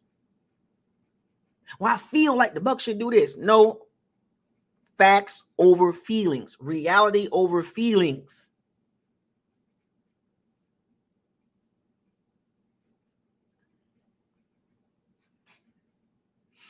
You already got to pay Tom Brady $35 million. You got Kyle Trask, the only quarterback on the roster. So you're bringing in somebody. You got $35 million tied up into a 45-year-old quarterback that is not on the roster. He's retired as of February 1st. You got to pay him that money. And you want to go get a Derek Carr, Lamar Jackson?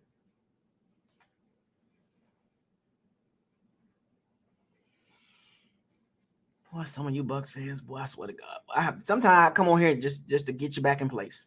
You're out of whack. Restore order. Order number 69. Order number 69. Restore order. That's my job as a Bucks locker in the locker room. My job is to restore order, logical reasoning, objective thinking. What fantasy world are you living in when we can pay Tom Brady $35 million in 2023 and then go out there and get Lamar Jackson and pay him guaranteed money? The cripple the franchise. Are you kidding me? Are you Bucs fans? All it is. Get Justin Fields. Also, give up draft capital. Give up draft capital for a quarterback, hyper athletic, but the accuracy issue. I guess at this point you can say Justin Fields is a poor man's or great value version of Lamar Jackson. So we're not getting Lamar Jackson. We're going to get the great value version of him. Give up draft picks, 2023 and 2024 draft picks, to get a great value version of Lamar Jackson? What are we doing?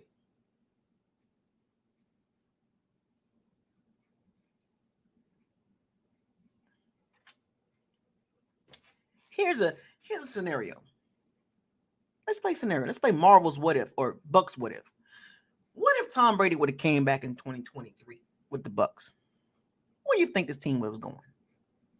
After this season just passed, Brady came back. We're playing what if, Marvel's what if. The Bucs, 8-9 or 8-10 total. Where did you think the Bucs were going with Tom Brady coming back in 2023? And I'm pretty sure, in my opinion, I think Tom Brady thought about this too. The way the franchise going, what were the Bucs going with Tom Brady? Let me guess, Super Bowl. With the current setup, with the cap situation and all this stuff with the Bucs going on right now and free agents and all that, if Tom Brady would have came back, what did you think the Bucs was going with him? Super Bowl?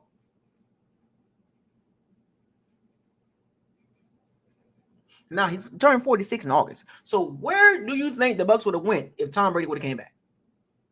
Another year Blaine Gabbert, another year Kyle Trask, not on the game day roster. New OC, questions at running back, questions at left tackle, questions with the roster, questions with the head coach. Where y'all think y'all was going with Tom Brady? Can somebody answer that question in the chat room? Where did you think this team was going after 8-9 regular season record with a top 10 schedule, strength of schedule? Super Bowl, right? Super Bowl boss.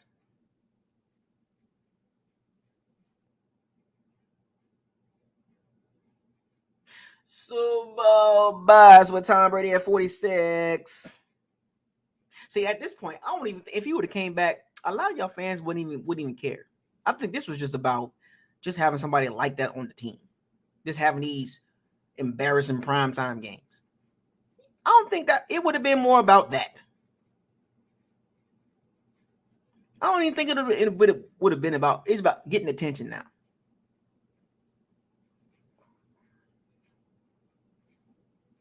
Like, realistically, where did you think this team was going with Tom Brady coming back at 46? Seriously. Like, I'm not even joking. I'm just being real. What if he would have came back? And y'all, you know, I don't like doing what ifs, but just talking point. Remember, we're talking about Kyle Trask overall. So the development of Kyle Trask, year number 3, not on the game day roster.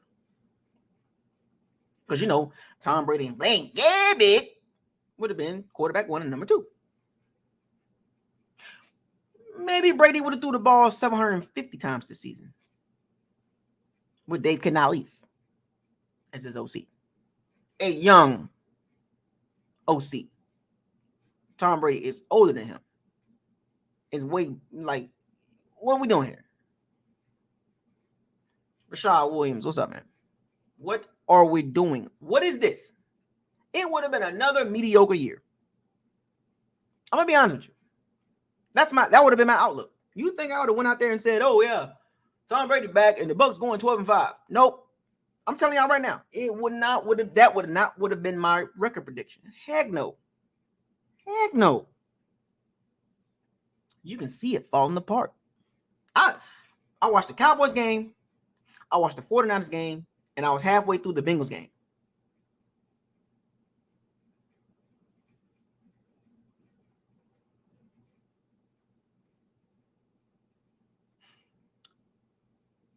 Let me give y'all an idea of the reason why I wouldn't have said 11-5 or 12-6 season if Tom Brady would have came back. There's a few games this season would have told me everything I would have needed to know for 2023. This is what I was trying to tell you about Kyle Trask. Schedule is top 10. Hard strength of schedule. The Chiefs, the Ravens, the Bengals, on the 49ers, and the Bengals. And then the Cowboys in the playoffs. Those 5 games right there, that tells you everything about the team. I'm not even counting the Carolina game or the Steelers game. Not even, or the Browns game. I'm not even counting those. Or the last game against the Falcons. I'm not counting it. Not counting the Packers game. I'm counting 5 games to let you know where the Bucs were sitting at. As far as with Tom Brady, 8-9.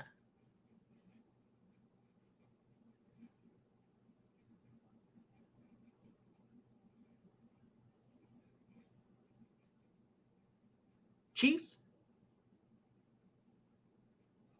Ravens, 49ers, Bengals, and the last game against the Cowboys in the playoffs. Those 5 games right there literally told you where the team is at with Tom Brady. It literally told you where is the team. So coming in 2023, he would have came back, and now what? You're scraped by the Rams, and you're scraped by the Rams, you're scraped by the Aints, and you're scraped by the Cardinals, the lowly Cardinals, with Colt McCoy.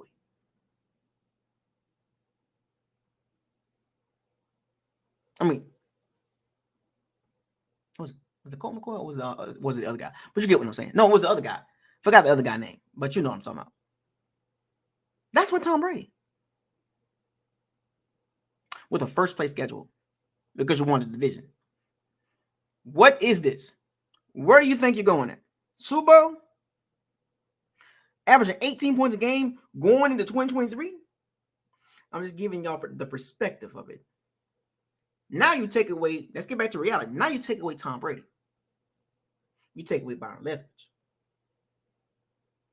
You take away the free agents that the Bucs signed. Those old guys. You import you replace the old OC with the new OC who never called plays before. And then you take the quarterback situation in question mark, but right now Kyle Trask is you confident in him being the starter. And you got 23 free agents. And you're $55 million of the cap. Questions at outside linebacker. Questions with the pass rush. Questions at run game. Folks, we just was 8-9. Where do you think we're going with no Tom Brady? No Byron Leftwich. 23 free agents. Half of them ain't going to be on the team. Salary cap, $55 million. Questions at pass rush. Questions at running the ball. Questions on the O-line, specifically left tackle and left guard. Where do you think this team is going to be at?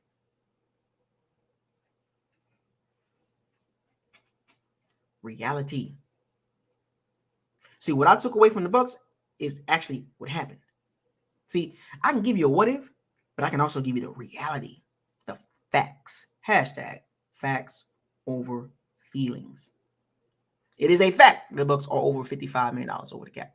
It is a fact Tom Brady is retired. It is a fact Kyle Trask is the only quarterback on the roster with a contract. It is a fact the Bucs got 23 free agents.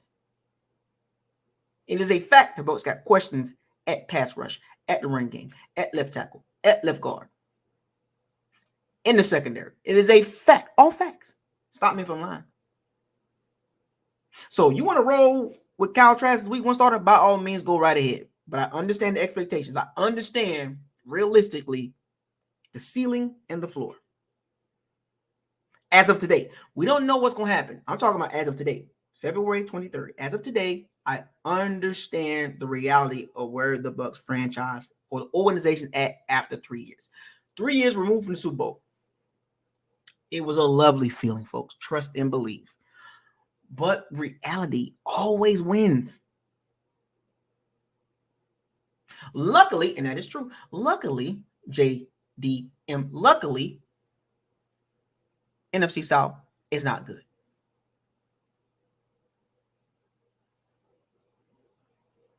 Now, the all season is still progressing. There's still moves to be made. We don't know what the Bucs going to do at the quarterback situation behind door number 2.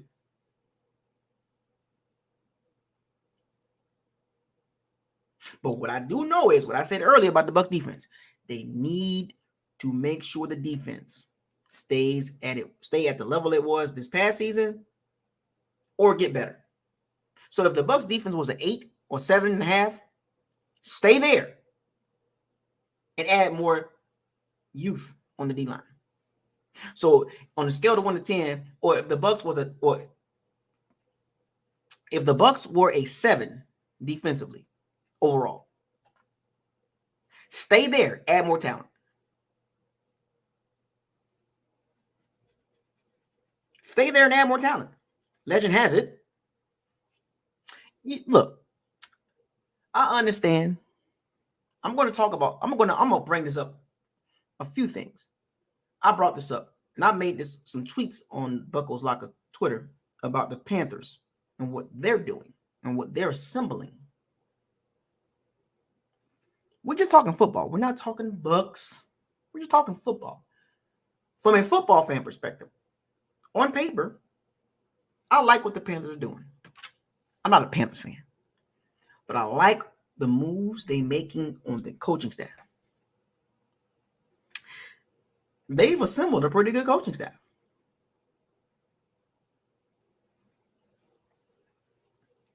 Okay, Carolina Kitty Cats, but you might have won phase 1. But there's still phase 2 and phase 3 and phase 4. That is free agency, draft, and training camp. So I'm gonna give the Carolina Kitty Cats phase 1. I'm gonna give them that. As a football fan, I'm gonna go ahead and say Carolina gets a checkbox, gets a checkbox. This all checkpoints. They get a checkpoint. They hit a checkpoint. They hit all the checkboxes. They got phase 1. Carolina won phase 1.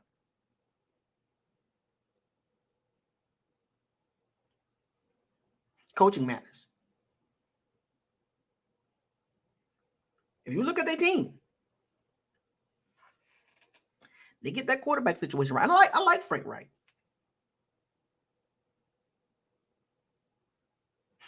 I like Frank Wright. I like their defensive coordinator.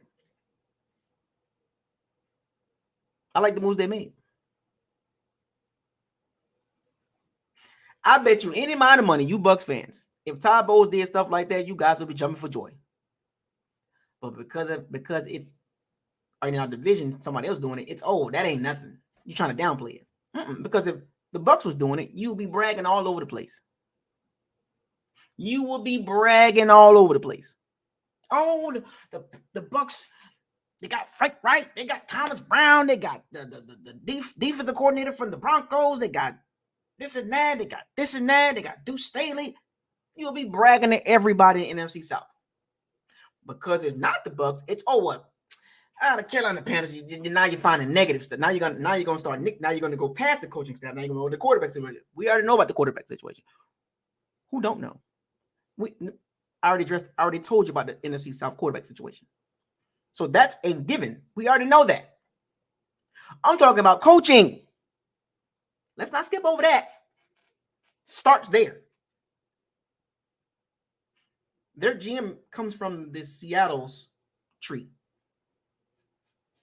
He was the assistant GM under John Snyder. Now he's the Panthers GM. He went and got Frank Wright. A proving winner. He's won more games than Todd Bowles. Defensive coordinator came from the Broncos. The Broncos defense has been good for the last couple seasons. That is a fact. Thomas Brown, Sean McVay, hot up-and-coming assistant coach. Deuce Staley, running backs coach, like a couple other guys. They're checking the boxes coaching-wise. Now, we don't know how this is going to mesh, but I do know this. Frank Wright can coach. I do know that. And I also do know Carolina defense, they got some studs at every level. D-line, Derek Brown, Brian Burns. Frankie Louvo, Shaq Thompson, Frankie Louvo, J.C. Horn, Jeremy Chin. Remember a couple years ago, they went all defense? The Bucs should do that too.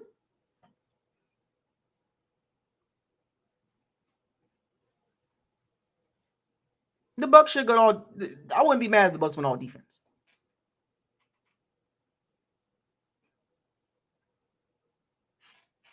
But we do know the obvious. From a coaching perspective, I like what Carolina done. Now, draft-wise, they're going to probably go all off. Looking at their team, they're going to probably go all offense. And what the Bucs got to do is the Bucs got to stay. They got to play chess. Because if Carolina get that quarterback situation right,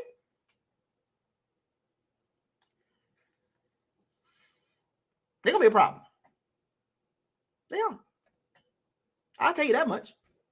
The Bucs can be a problem too. It's just the Bucs got to keep the defense at the same level and get better.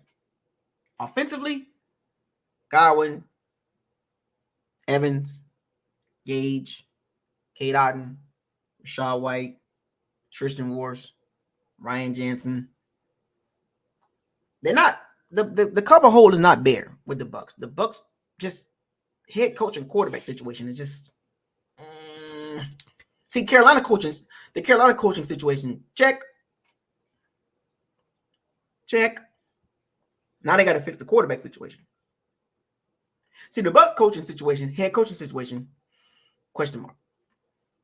OC, question mark. Running game, question mark. Left tackle, question mark. Secondary, question mark. Outside linebacker, question mark. See, too many question marks. We have too many question marks. And Carolina kitty cat salary cap situation is much better than the Bucs. The Bucs gotta play chess. And all in all, with a new addition to the coaching staff, Dave Canales, and Skip Pete, and George Edwards, getting rid of some of the older staff, whatever, and getting some new guys in here, and the quarterback situation with Kyle Trask, and it's gonna be interesting. The Bucs gotta win. They got to win free agency. I don't know how they're gonna do it, but and I want y'all take on this. Let me get y'all take on this. William Golson, long time Buck, 10 years, right? William Golson recently said, he suggested, paraphrase, the Bucs didn't have the right mindset and mentality during Brady's last season.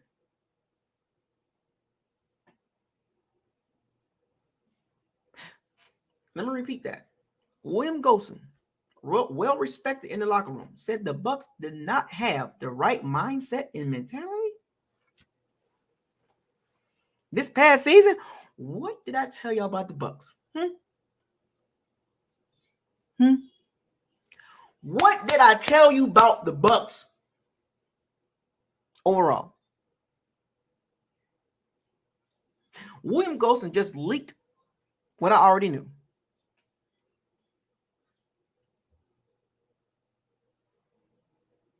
The Bucs were mentally fragile. William Golson just proved my point. A veteran in the locker room. The Bucs did not have the right mindset and the mentality this past season. Bruh, what is that? I do this. I literally do this. I called it. Said it during the season.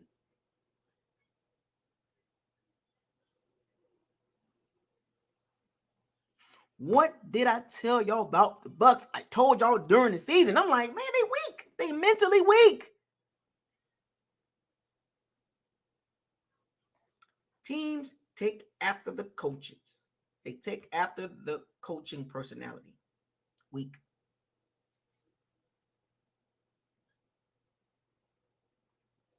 I told y'all the Bucs were mentally weak.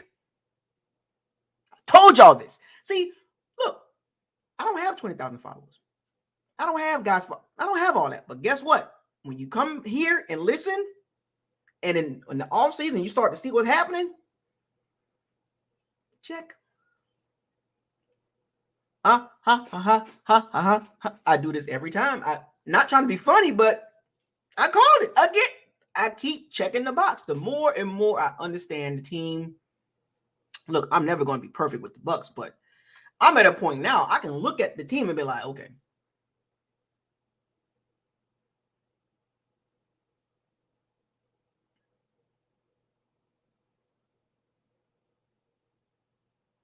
Told y'all they're mentally weak. I told y'all.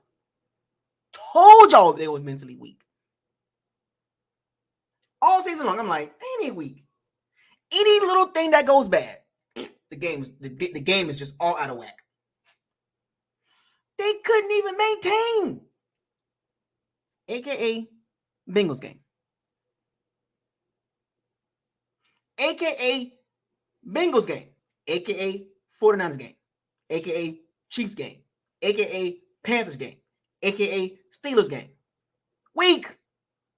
Mike Evans dropping a deep ball, and he was down for the rest of the game. Weak. That's the coaching. Coaching. Go ahead and run Kyle Trask out there. Go ahead and run Kyle Trask out there. Oh, yeah, that's right. The Ravens game. Tune in TV. What's up, man? Fly, Eagles, fly. What's up, buddy? You okay? Eagles fan, you okay? I like what y'all doing over there. But I told y'all, Ravens game. We literally watched 2 different halves. The Ravens chucked the ball around in the first half with Lamar Jackson. You saw what they did in the second half? We're just going to punch the Bucs in the mouth. We're going to punch them again. Gus Bus. Kenyon Drake. Lamar Jackson. Like, They ran the ball the entire second half pretty much and controlled the clock and did what they wanted to do. And the Bucs couldn't do nothing. Nothing. Weak. Mentally weak. Thanks to you, Todd Bowles. Back to you. Back to you, Todd Bowles.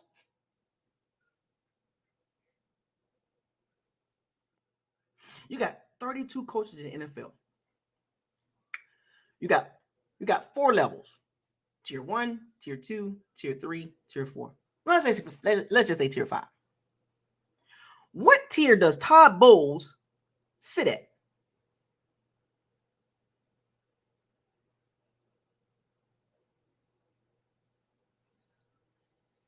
What tier does Todd Bowles sit at? Tier 1, Tier 2, Tier 3, Tier 4, Tier 5.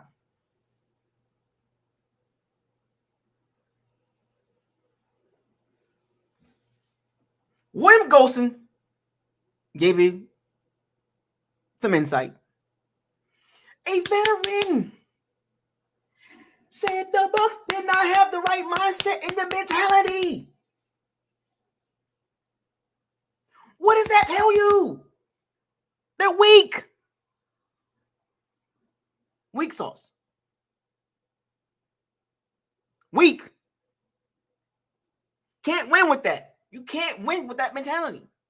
Now, get me wrong. There's a lot of factors. There's a lot of variables that had the Bucs looking weak. Coaching, play calling, player performance, game planning, schematics. They were weak. You spamming the same plays. You keep blitzing Devin White. You give up big third downs. You're not good in the red zone. Offensively, 18 points a game. Tom Brady afraid to take a hit. Scared to fire the ball. Inaccurate. Chucking the ball around 70 times a game. Like, no running game. One of the worst running games in the last 20 years in the NFL. Are you kidding me? Where are you going? Where were you going with that stupid game plan every week?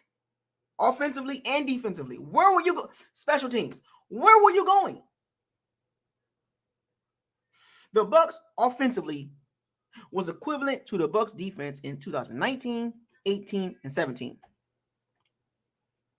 Not good. Let me repeat this so y'all can understand what I'm saying. The Bucs offense this past season was equivalent to the Bucs defense in 2019, 2018, and 2017.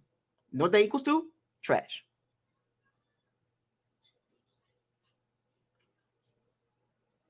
In today's NFL, you got to score points. You can't be weak. The Bucs offensively was even more weak mentally. They converted no third downs when it's 3rd and 11. When it became 3rd and 11, the Bucs couldn't do anything. They couldn't convert. The Bucs get in the red zone, trash. 3rd and long, trash. Run the ball, trash. Kicking beyond 50 yards, kicking the ball 50-yard field goals, beyond 50 yards, trash. I'm going to repeat. The Bucs offensively, I can care less what the passing number said. When you throw the ball 728 times or 730,000 times, and you only got 4,600 yards, that's OC and coach and head coach. 720 something, 730, what up? He was to have 52, 53, 5,400 yards with about 35 touchdowns. He left a lot of meat on the plate. Byron Leftwich and Tom Brady left a lot of meat on the plate, on that field. A lot of points on the field.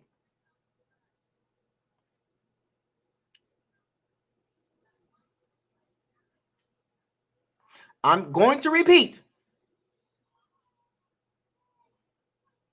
The Bucs offensively in 2022 was equivalent to the Bucs defense in 2019, 2018, and 2017. Trash. That's a fact. 18 points a game, that's pathetic.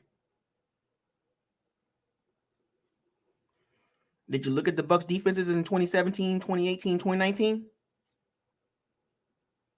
Trash.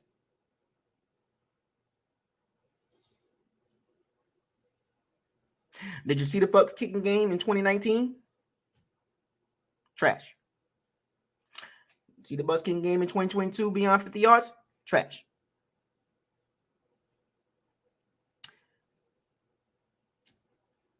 Put points on the board. See, you see how this works?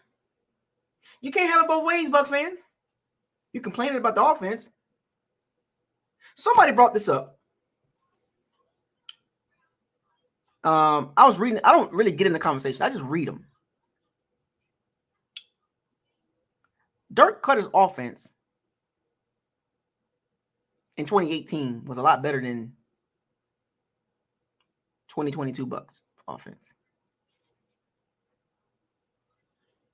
Who would have thought an offense led by Tom Brady, Mike Evans, Chris Godwin, all-pro right tackle, Leonard Fournette, will average 18 points a game?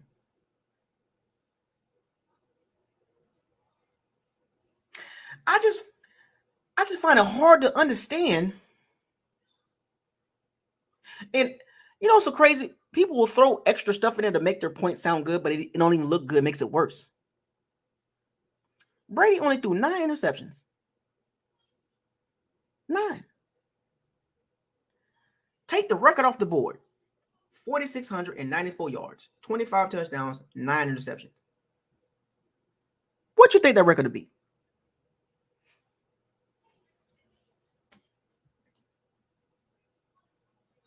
You wouldn't say 8 and 9.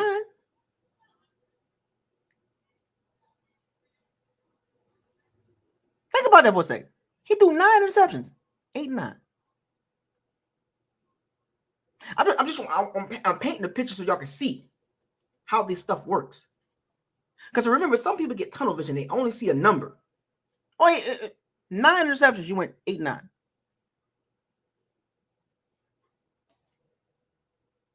Should I add more context to that? The infamous 30 for 30 or 33 for 30. Oh, he threw 30 interceptions. The Bucs went 7 and. I thought about it for a second. The Bucs went 7 and 9, 33 touchdowns, 30 interceptions. In 2022, 25 touchdowns, 9 interceptions, 8 and 9 in the regular season. What's the difference?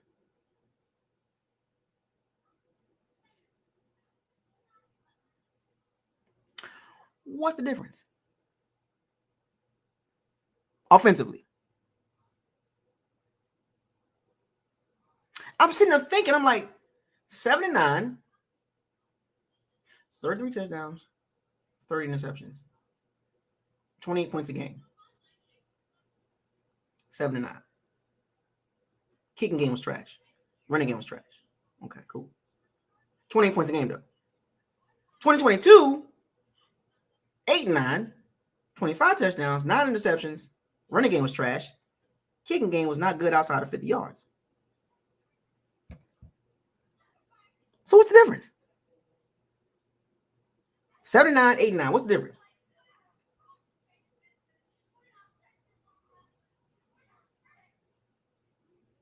I'm asking the question. What's the difference between 2019 offense and 2020 offense? 2022. 28 points a game in 2019, 18 points a game in 2022. That's a 10-point difference.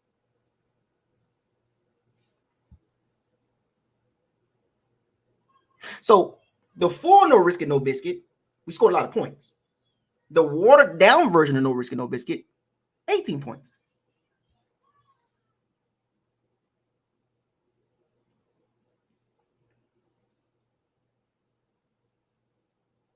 So let me go further into this. So the 8 games the Bucs won this past season. So the Bucs were 8 and 9. So the Bucs were 8-0 because of Brady. 0 and 9 because of Todd Bowles and Byron Leftwich in the defense. Ryan Suckup. But in 2019, the Bucs were 7 and 9 They were 7-0 because of the defense. 0-9 because of Winston. I'm just trying to understand. It put me in a mindset of like just trying to understand it because people like to bring this up, and I'm like, so let me take a look at it. Let me take a look at it myself.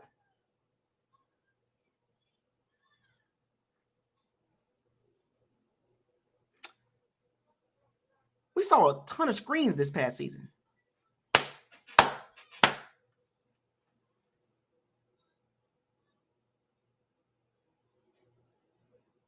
Spamming plays. Oh, like I said, I watched 3 games today, or 2.5. I literally saw Brady hit the back foot, no pressure, hit the back foot, immediately check the ball down. I'm like, well, that was quick.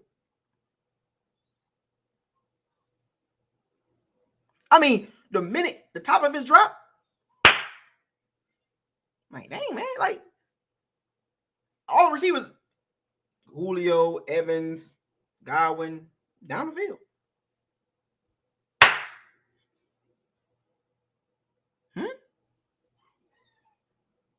Leonard Fournette has 73 catches. What? When have the Bucs ever had a running back catch that many balls? I'm sorry, what?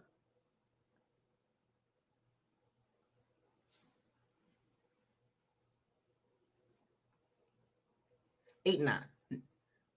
25 touchdowns, 9 interceptions. 8 and 9. This is why I do not get caught up in numbers. I dig deeper. Numbers don't tell the whole story, folks. Watch the games. What are they trying to do offensively, defensively against that opponent? And if you want to go even further, you start looking at player evaluation.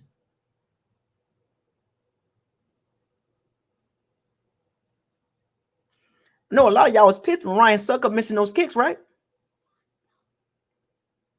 Over 50 yards, he was 2 for 7. Couldn't make, and then there was opportunities to kick the ball over 50 yards, but punt the ball. 4th and 3. Remember that stuff like that? If I'm not mistaken, you guys were so mad at Ryan Succop for missing field goals. Had a lot of energy at Ryan Succop. Oh, Ryan Succop can't make field goal for 50 yards. Da, da, da. Let me ask you this question. Did Ryan Succop miss any game-winning kicks? Did his kicks affect the outcome of the game?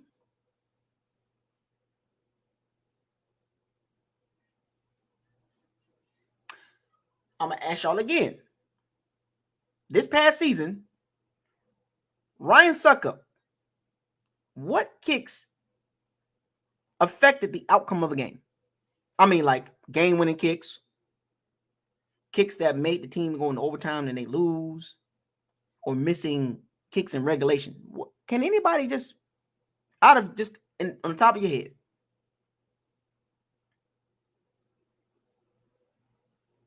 what games affected the outcome of the game? When I mean it affected the outcome, I'm talking about the Bucs lose.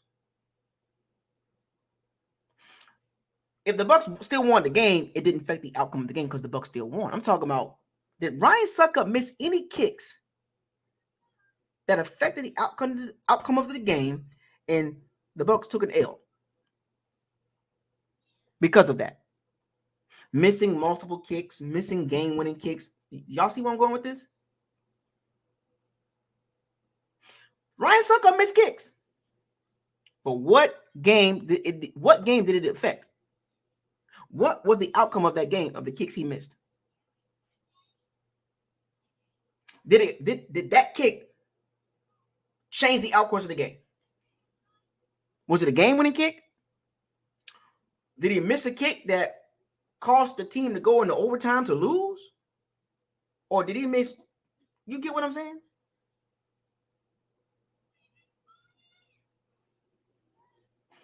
The divisional round against the Rams in 2021. Let me help you out, T. In 2022,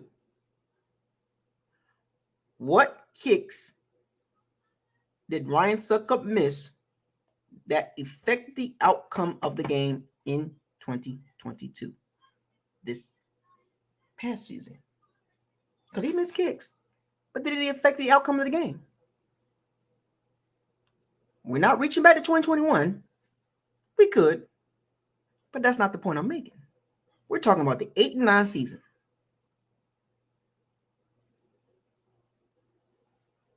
0. He missed kicks in a few games, and we still won.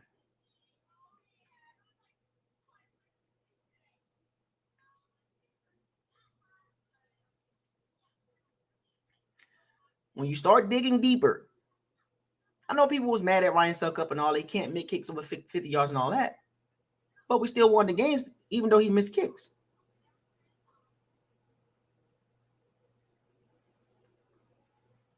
In the games that we did lose and he missed kicks, it didn't affect the game. We wasn't going to win that game. You get what I'm saying? It was so close. The point I'm trying to make, folks, when you look at the 8-9 record, this is why people say, oh, well, interceptions affect the outcome of a game. It does. But it's in the moment of the game. That moment, what do you do after that? I bet you Bucs fans right now will kill for 28 points a game, let alone 23. Let me rephrase that word. I bet you Bucs fans would love this Bucs to score 23 points a game. But you got stuck with 18 points a game. The objective in today's NFL is to score points. If you don't score points, you're going to lose every single time, or you're going to lose a lot of your games. And we just saw that this past season. 3 big factors and the reason why the Bucs went 8-9. Bowles, Leftwich, Brady. The 3 Bs, the killer Bs.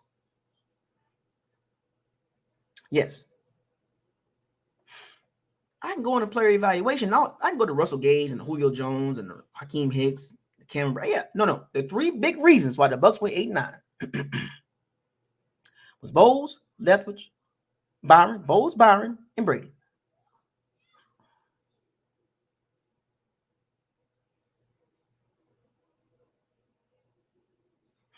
Brady threw 9 interceptions. 7 of them when he was targeting Mike Evans. Bucs went 8-9. So to reverse it back to Kyle Trask, what do you think Kyle Trask gonna do? He can throw 7 interceptions. The Bucs can go 6-11. Then what's the blame? Because when you can't blame interceptions, you got to find something else. Now you got to find another narrative. Don't worry, I'll wait. I'm going to say this, and I'm going to say this piece right here. The Bucs offense in 2023 cannot look like 2022. I don't care what Dave Canales says. Canales. I don't care less what he says. Put points on the board. Period.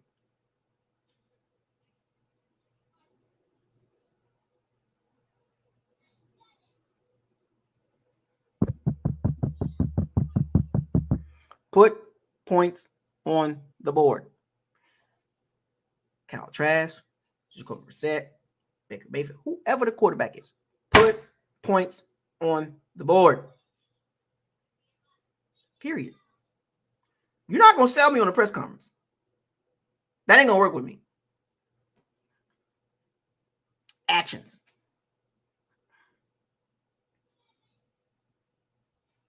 Actions speak louder than words. You can dress all nice all you want to in the press conference and look all, yeah. You can talk that talk. Come on, Dave Canales with Kyle Trask. Or whoever the quarterback going to be. But guess what? If Kyle Trask go out there and throw 9 interceptions and we go 6-11, then what's the excuse?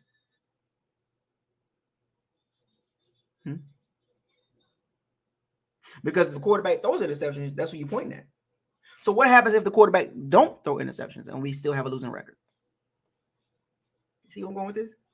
What happens when the quarterback don't throw a lot of interceptions and we still have a losing record? So who you pointing the finger at now? See, me, I still point the finger at multiple people. Head coach, OC, quarterback. See, I don't point the finger at. Let me find one person to blame. Bowles. Nope. That's why you never see me blame Bowles is the reason why we went 8-9. He's part of the reason. Byron, Bowles, and Brady is part of the reasons why we went 8-9. Period. That's true. I'm not even counting the GM. No. On the field. So before you get caught up in numbers, dig deeper. That's the point I'm making. That's why I make the reference of the 2019 offense and the 2022 offense. That's why I make the reference.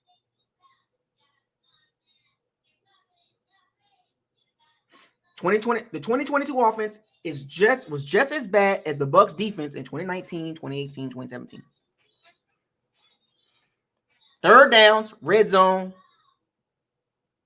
horrible. Scoring points.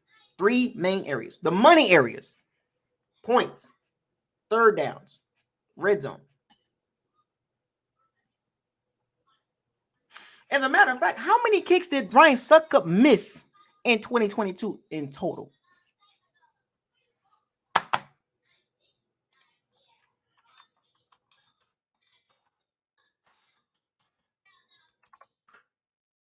Special teams.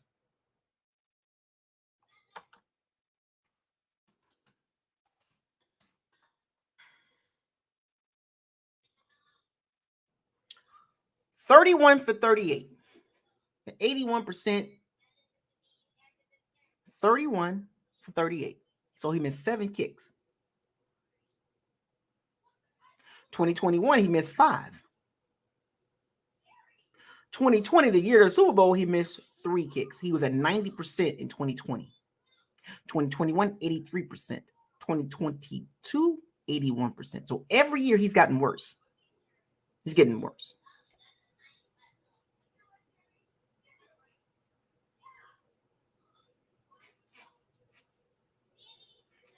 Special teams. See where I'm going with this? In the Super Bowl year, he missed 3 kicks. 90% conversion rate. 2021, 13-4, he missed 5 kicks. 83%. This past season, he missed 7 kicks. 81%.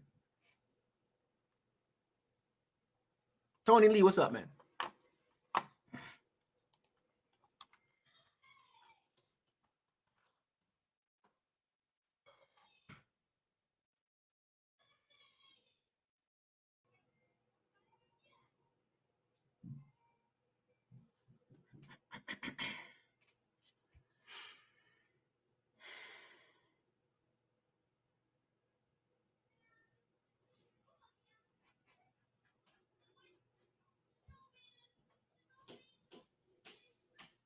Oh, by the way, Matt Gay, 77% in 2019.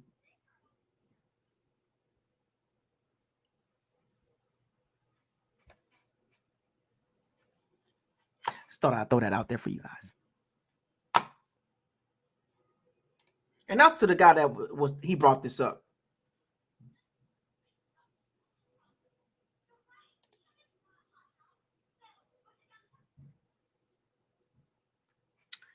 Matt Gay missed 8 field goals. In 2019, he missed 8 field goals and 5 extra points. He missed 13 kicks total. He was 77% in field goals and 89% in extra points. He missed 13 kicks in 2019. And that's for the guy that was talking about this earlier. Or not he's not in this chat room, but he brought it up on Twitter. So I'm addressing that now. Matt Gay missed 8 field goals, 77% conversion rate. So when you talk about 2019 and 2022, you need context, buddy. And he missed 5 extra points. He missed 13 kicks total. Ryan Succop, he missed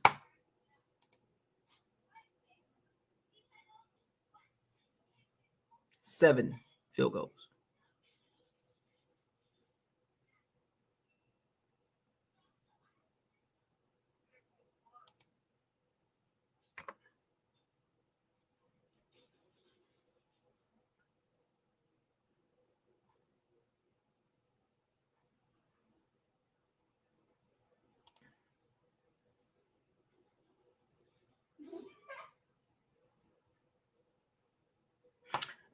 Ryan Suckup missed one extra point in 2022, so he missed a total of 9 kicks.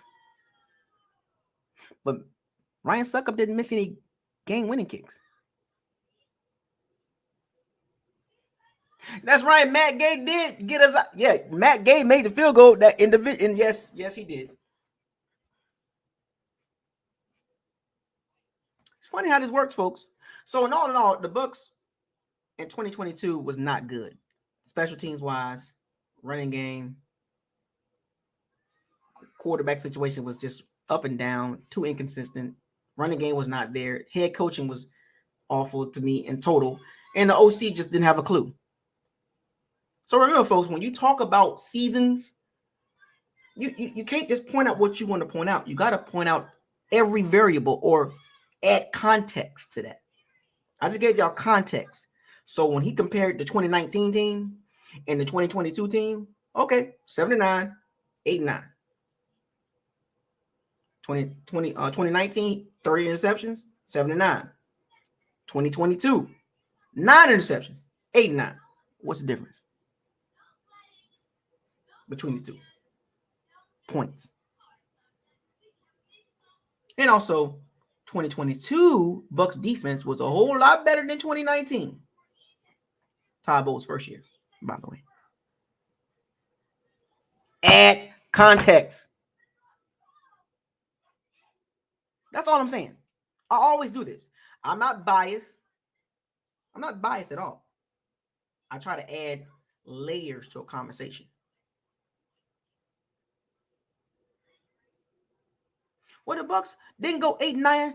What Brady is the reason why they went 8-9. That's a lie.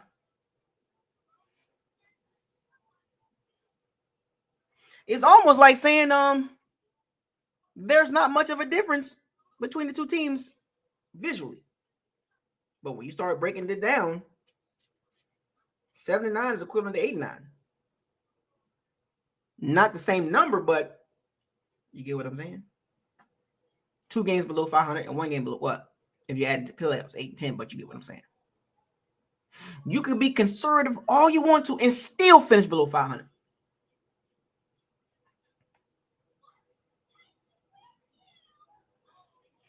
Use your brain, folks. But anyway, other than that, I just wanted to come on here and do a live stream about the Bucs' new additions to the coaching staff and also Kyle Trask being the week 1 starter. That was the main points. And then I added some other stuff in there, talking points. But hopefully y'all enjoyed this live stream. The Bucs pretty much finished up their coaching hiring. We're less than 30 days away from free agency.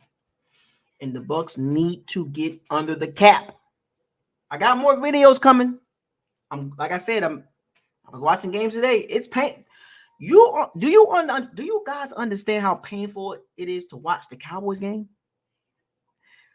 the Bengals game, and the 49ers game? You know how painful that is to see the Bucs get dog walked in the second half against the Bengals, get dog walked the entire game against the 49ers, and get dog walked by the Cowgirls in the playoffs? Awful. Coaching matters. And one constant thing I see in all 3 games what the Bucs did not do good in. The one constant, Cowboys game in the playoffs, 49ers game. I'm going back and watching the important games, like the big games. Cowboys game in the divisional round, wildcard round. The Bengals game. The 49ers game. Trenches. Trenches, trenches, trenches, trenches. What is this? As soon as teams start playing physical against the Bucs fold like a lawn chair. Remember, this is just 3 games I've watched. Again, over and over again. The 3 games I just watched today. The Bucs just can't handle the trenches. As the game progressed, the other team, trenches, was just better. If the Bucs don't address that this season, I don't care who the quarterback is. Kyle Trask, Baker Mayfield, it's going to be the same results. Actually, it's going to be worse. expired. The Bucs trenches, O-line, D-line, expired. Outside of Tristan Wirfs, expired. Bucs D-line, what is this? What is this? I haven't even watched the Ravens game or the Browns game. Heck, even the Saints game and the Rams game. Up and down, they did win those games, but you get what I'm saying? Like, the Bucs need to do something with that. It's bad, folks. When you watch it again, it is even worse when you watch it the second and third and fourth and fifth time. It's like, dang, what is going on with the Bucs trenches? As the game progressed, the trenches got worse. That is another reason why the Bucs went 8-9. They couldn't hold up. Holy crap, folks. The Bucs got some work cut out for them. It ain't going to be easy, but it's doable if they make the right draft selections. Well, what about the Bucs secondary? So the freak what? Get the pass rush figured out, and the secondary will come along. Matter of fact, you ain't paying Jamel Dean. You ain't gonna pay Murphy Button a lot of money, and you ain't paying Mike Evers a lot of money. So guess what? Draft those guys, or find some random guy. Find some guys. But you got Carlton Davis. But you better address that D-line, because remember, the 49ers secondary ain't that good. But guess what? They got a pass rusher. They got a front seven. How about that? Focus on that. Then you deal with the secondary. Because your secondary can be good, but your pass rush is not good. Guess what happens? Bombs away. If you can't get to the quarterback in today's football, you're going to lose consistently. And that's what happened to the Bucs. 8-9. Deal with it. That is a fact. What the Bucs had 47 sacks total. How much of those sacks was from rushing for?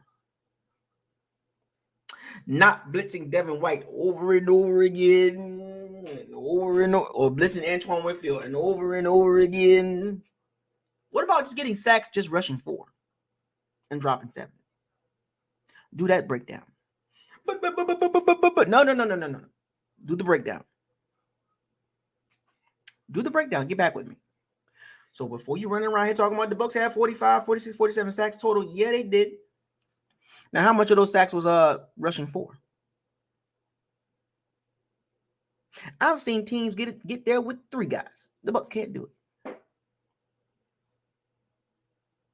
Because this quarterback situation will figure itself out. Whether it's Jason Light, whatever. But if you get them trenches right, O-line and D-line,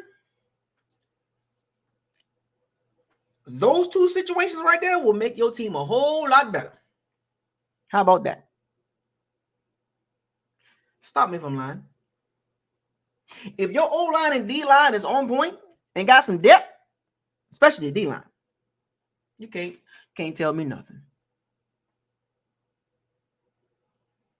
And when I say drafting correctly, I'm talking about drafting guys that can contribute right now. I don't want to see another Kyle Trask or Keyshawn Vaughn or Luke Getty. I don't want to see that.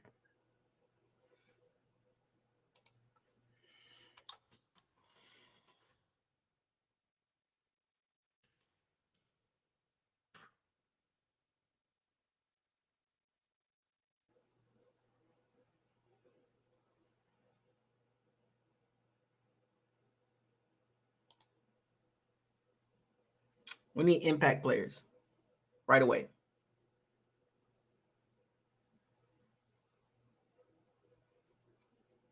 Starters, preferably.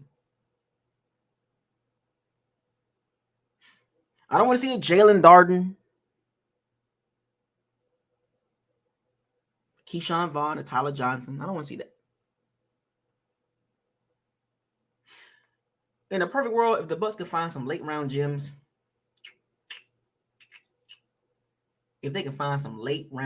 oh my gosh, that 3, 4, 5 range, oh my gosh, and they be starters, like contributors right away.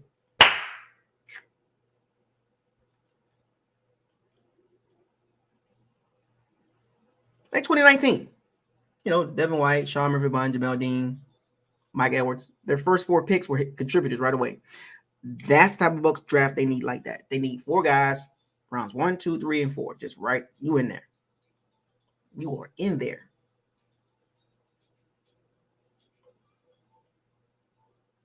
You can't have a 2016 draft. You can't have a Vernon Hargraves, Noah Spence, Roberto Aguayo, Ryan Smith, Caleb Benablock, Devontae Boyd, and Dan Vitale. You can't have that. That's on Jason Light, by the way.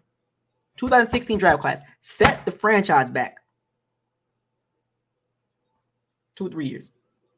When you miss on an entire draft, you set the franchise back 2 or 3 years because you gotta catch up.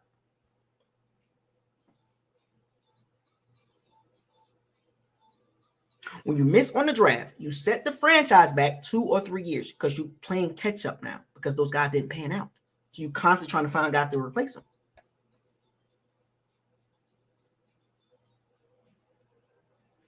So it's just as good as Jason Light has been.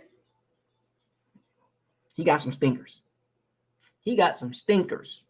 Some boo-boos.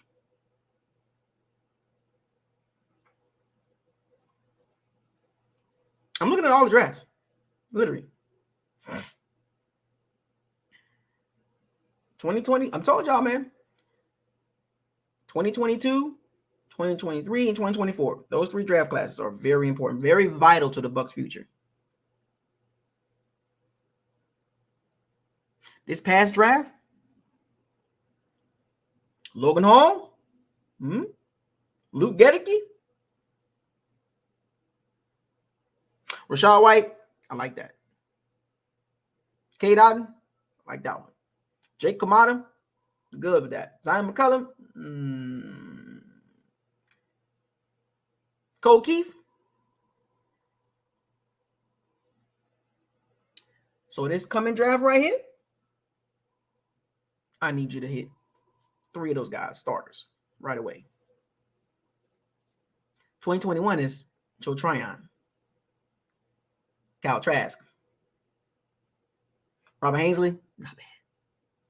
Jalen Darden, KJ Britt, Chris Wilcox, Grant Stewart. Can't miss on draft. Like, look.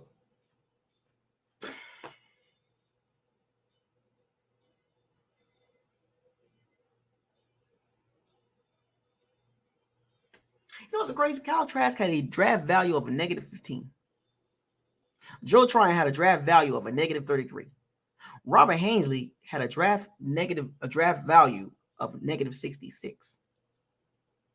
So basically, where they drafted at. Thanks.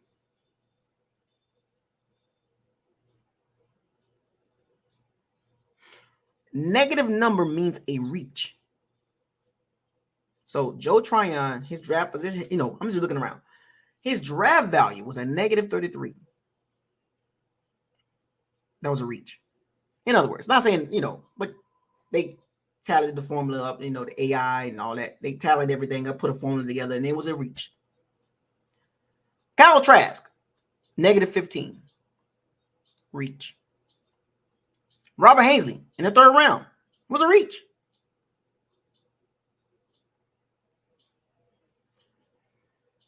Keyshawn Vaughn, 3rd round, -66. I'm sorry, -64. Super reach. I told you he was overdrafted. I told you Keyshawn Vaughn was overdrafted. That man was drafted in the 3rd round, -64.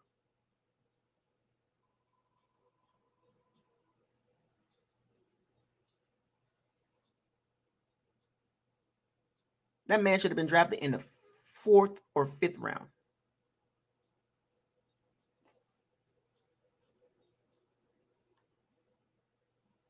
Sean Murphy Bunting, -46. Mike Edwards, a -73. Matt Gay, -76. Anthony Nelson, -20.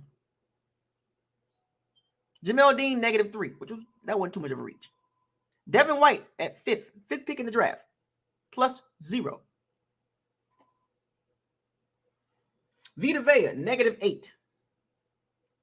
Not bad, not too much of a reach. MJ Stewart, -17. Reach. Ronald Jones, +2. Carlton Davis, +16. Alex Kappa, -60. Where he was drafted at, 3rd round. Should have been drafted in the 4th, 5th round. Jordan Whitehead, -60. Justin Watson, a -102. Basically, should have been a free agent. Unsigned free, undrafted free agent. OJ Howard, +11. Justin Evans, -50. Chris Godwin, +3. Kendall Beckwith, -24. Jeremy McNichols, -8. Oh, 2016 draft. Let's go to him. Vernon Hargraves, +5. So he was drafted right in the area we need to be at. Noah Spence, +16. At the time of the pick, right? Roberto Aguayo, -60. Ryan Smith, -68. Caleb Benenot, -87. Devontae Boyd, -260. Dan Vitale, -73.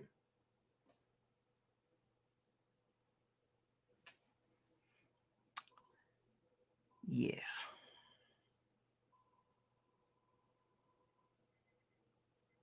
(2016 draft class. Yikes. Every pick outside of 2, the first 2 picks were pluses at the time of the draft. Every pick after that, negative. Roberto Aguayo, Ryan Smith, Caleb Benenot, Devontae Boyd, Dan Vitale. Holy crap. Oh, 2015 draft class. Jameis Winston, +0. So that wasn't a reach. It wasn't negative, whatever. Donovan Smith, 2nd round pick in 2015, -29. And that's the guy that leads the NFL in penalties since 2015. You know what that means? He was overdrafted. Ali Marpet, -11.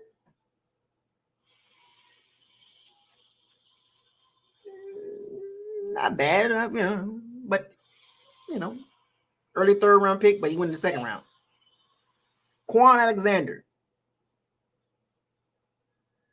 +30. Kenny Bell, +50. Keelan Clay, -265. 2014, I'll do one more. 2014, Mike Evans, -1. Slight reach, but -1, whatever. Austin Severian Jenkins, -21. Reach. Charles Sims, -46. Reach. Kadeem Edwards, guard out of Tennessee State, -51. Reach. Kevin Pamphlet, -75. Reach. Ooh-wee. I ain't gonna lie, man. Jason Light had a lot of reaches. Jason Light be reaching, dog. Oh my gosh, bro. He be reaching. 2019.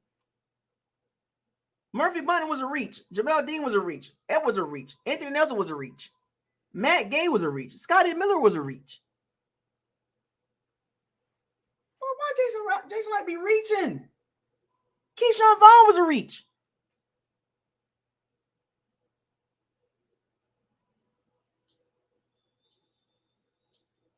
Robert Haseley was a reach. Kyle Trask was a reach. Joe Tryon was a reach. Oh, look, man, I'm just saying.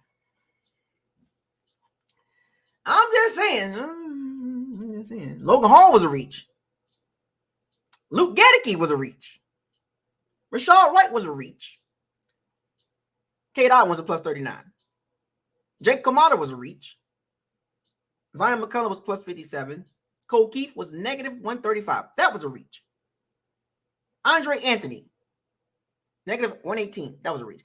Dang, Jason Light be reaching. Why does he be reaching for these guys? Why does he reach a lot?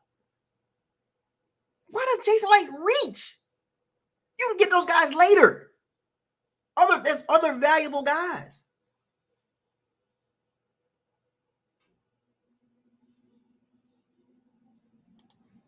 It's weird, Jason Light.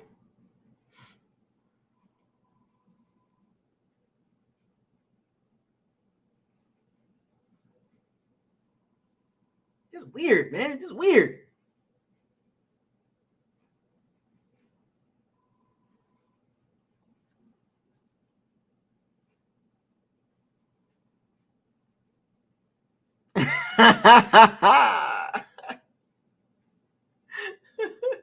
Weird, man. It is weird.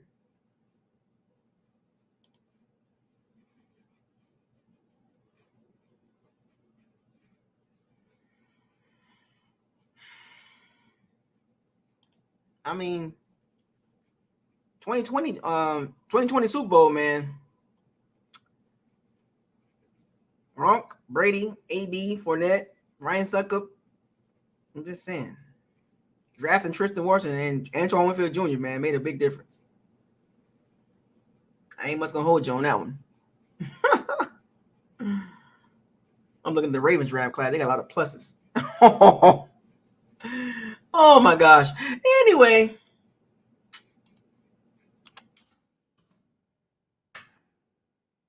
There you have it, folks. You hungry, Amelia?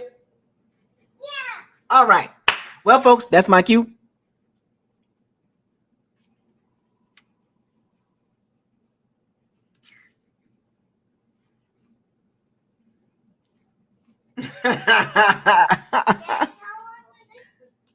About 2-3 hours.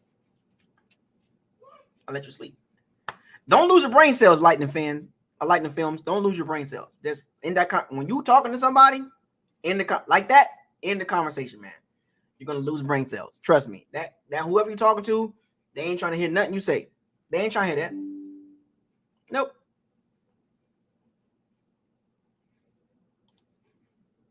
End the conversation, man. End it.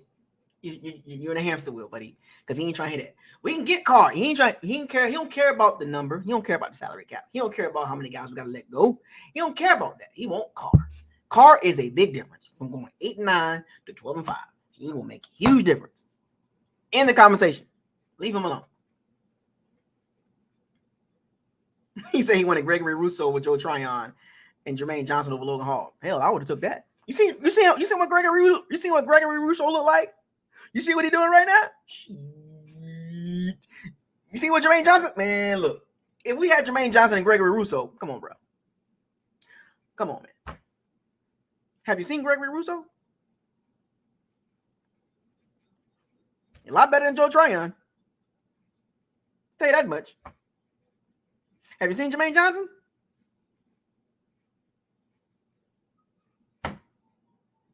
He looks better than the number one pick. The Jaguars picked up Walker, right? Daquan Walker. Jermaine Johnson looked better than Walker to me.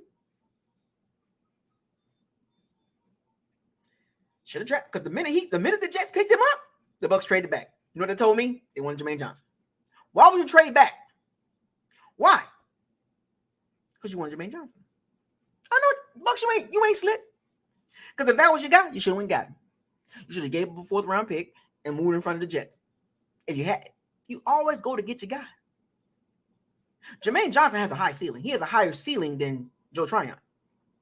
Gregory Rousseau has a higher ceiling than Joe Tryon. Should have, could have, would have. Just like we should have drafted Jonathan Taylor. We really like the Jonathan Taylor. We go get him.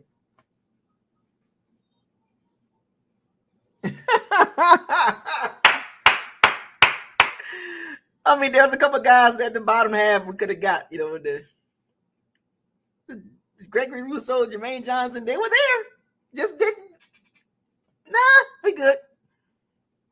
Get Logan Hall. We get Joe Tryon. 2014.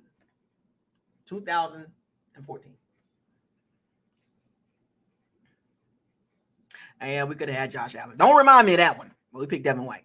That was cool. Josh Allen, pass rusher. Gregory Rousseau, pass rusher, and Jermaine Johnson.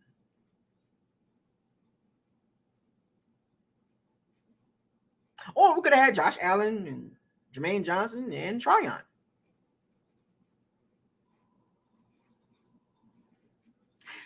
You never can go wrong with young pass rushers. Just keep drafting them. Keep doing it. Look, the Bucs got Tryon and Logan Hall. Add two more. Add two more. See what happens. Add another young pass rusher with Joe Tryon. Add another guy next to Logan Hall. And you got Vita Vea. Think about that for a second. You got Vita at the 0 technique. Logan Hall, 2023 draft pick. Tryon, Shaq Barrett, 2023 draft pick. Bro. I love that future. I would love to see Vita anchoring a bunch of young studs. Vinny Diaz, what's up, man? I would love to see Vita Vea surrounded with the Logan Hall making the jump and the Tryon making the jump and 2 2023 draft picks. I'm hoping. 2 D linemen. Please. 2 of them. 2 first round, third round. I rest my case. Anyway, shouts out to all the Powers of C Bandits. Thank you for joining. Folks, it's a lot to cover, folks. I'm going to take my time with this. With that being said, fire those cannons. Seize the day. Raise the flag. Hashtag no risky no biscuit. Hashtag facts over feelings. Hashtag bombs away. Scratch that. Get rid of no risky no biscuit. Ain't no more hashtag no risky no biscuit. Hashtag facts over feelings. Hashtag stay humble. Hashtag what does your eyes tell you? Hashtag probability versus possibility. Hashtag trenches matter. Hashtag fire the cannons. Hashtag walk the plank. Hashtag what is this? What is this? What the Bucs are doing? What is this? Hashtag why? Hashtag life after Brady. Hashtag who is going to be the quarterback?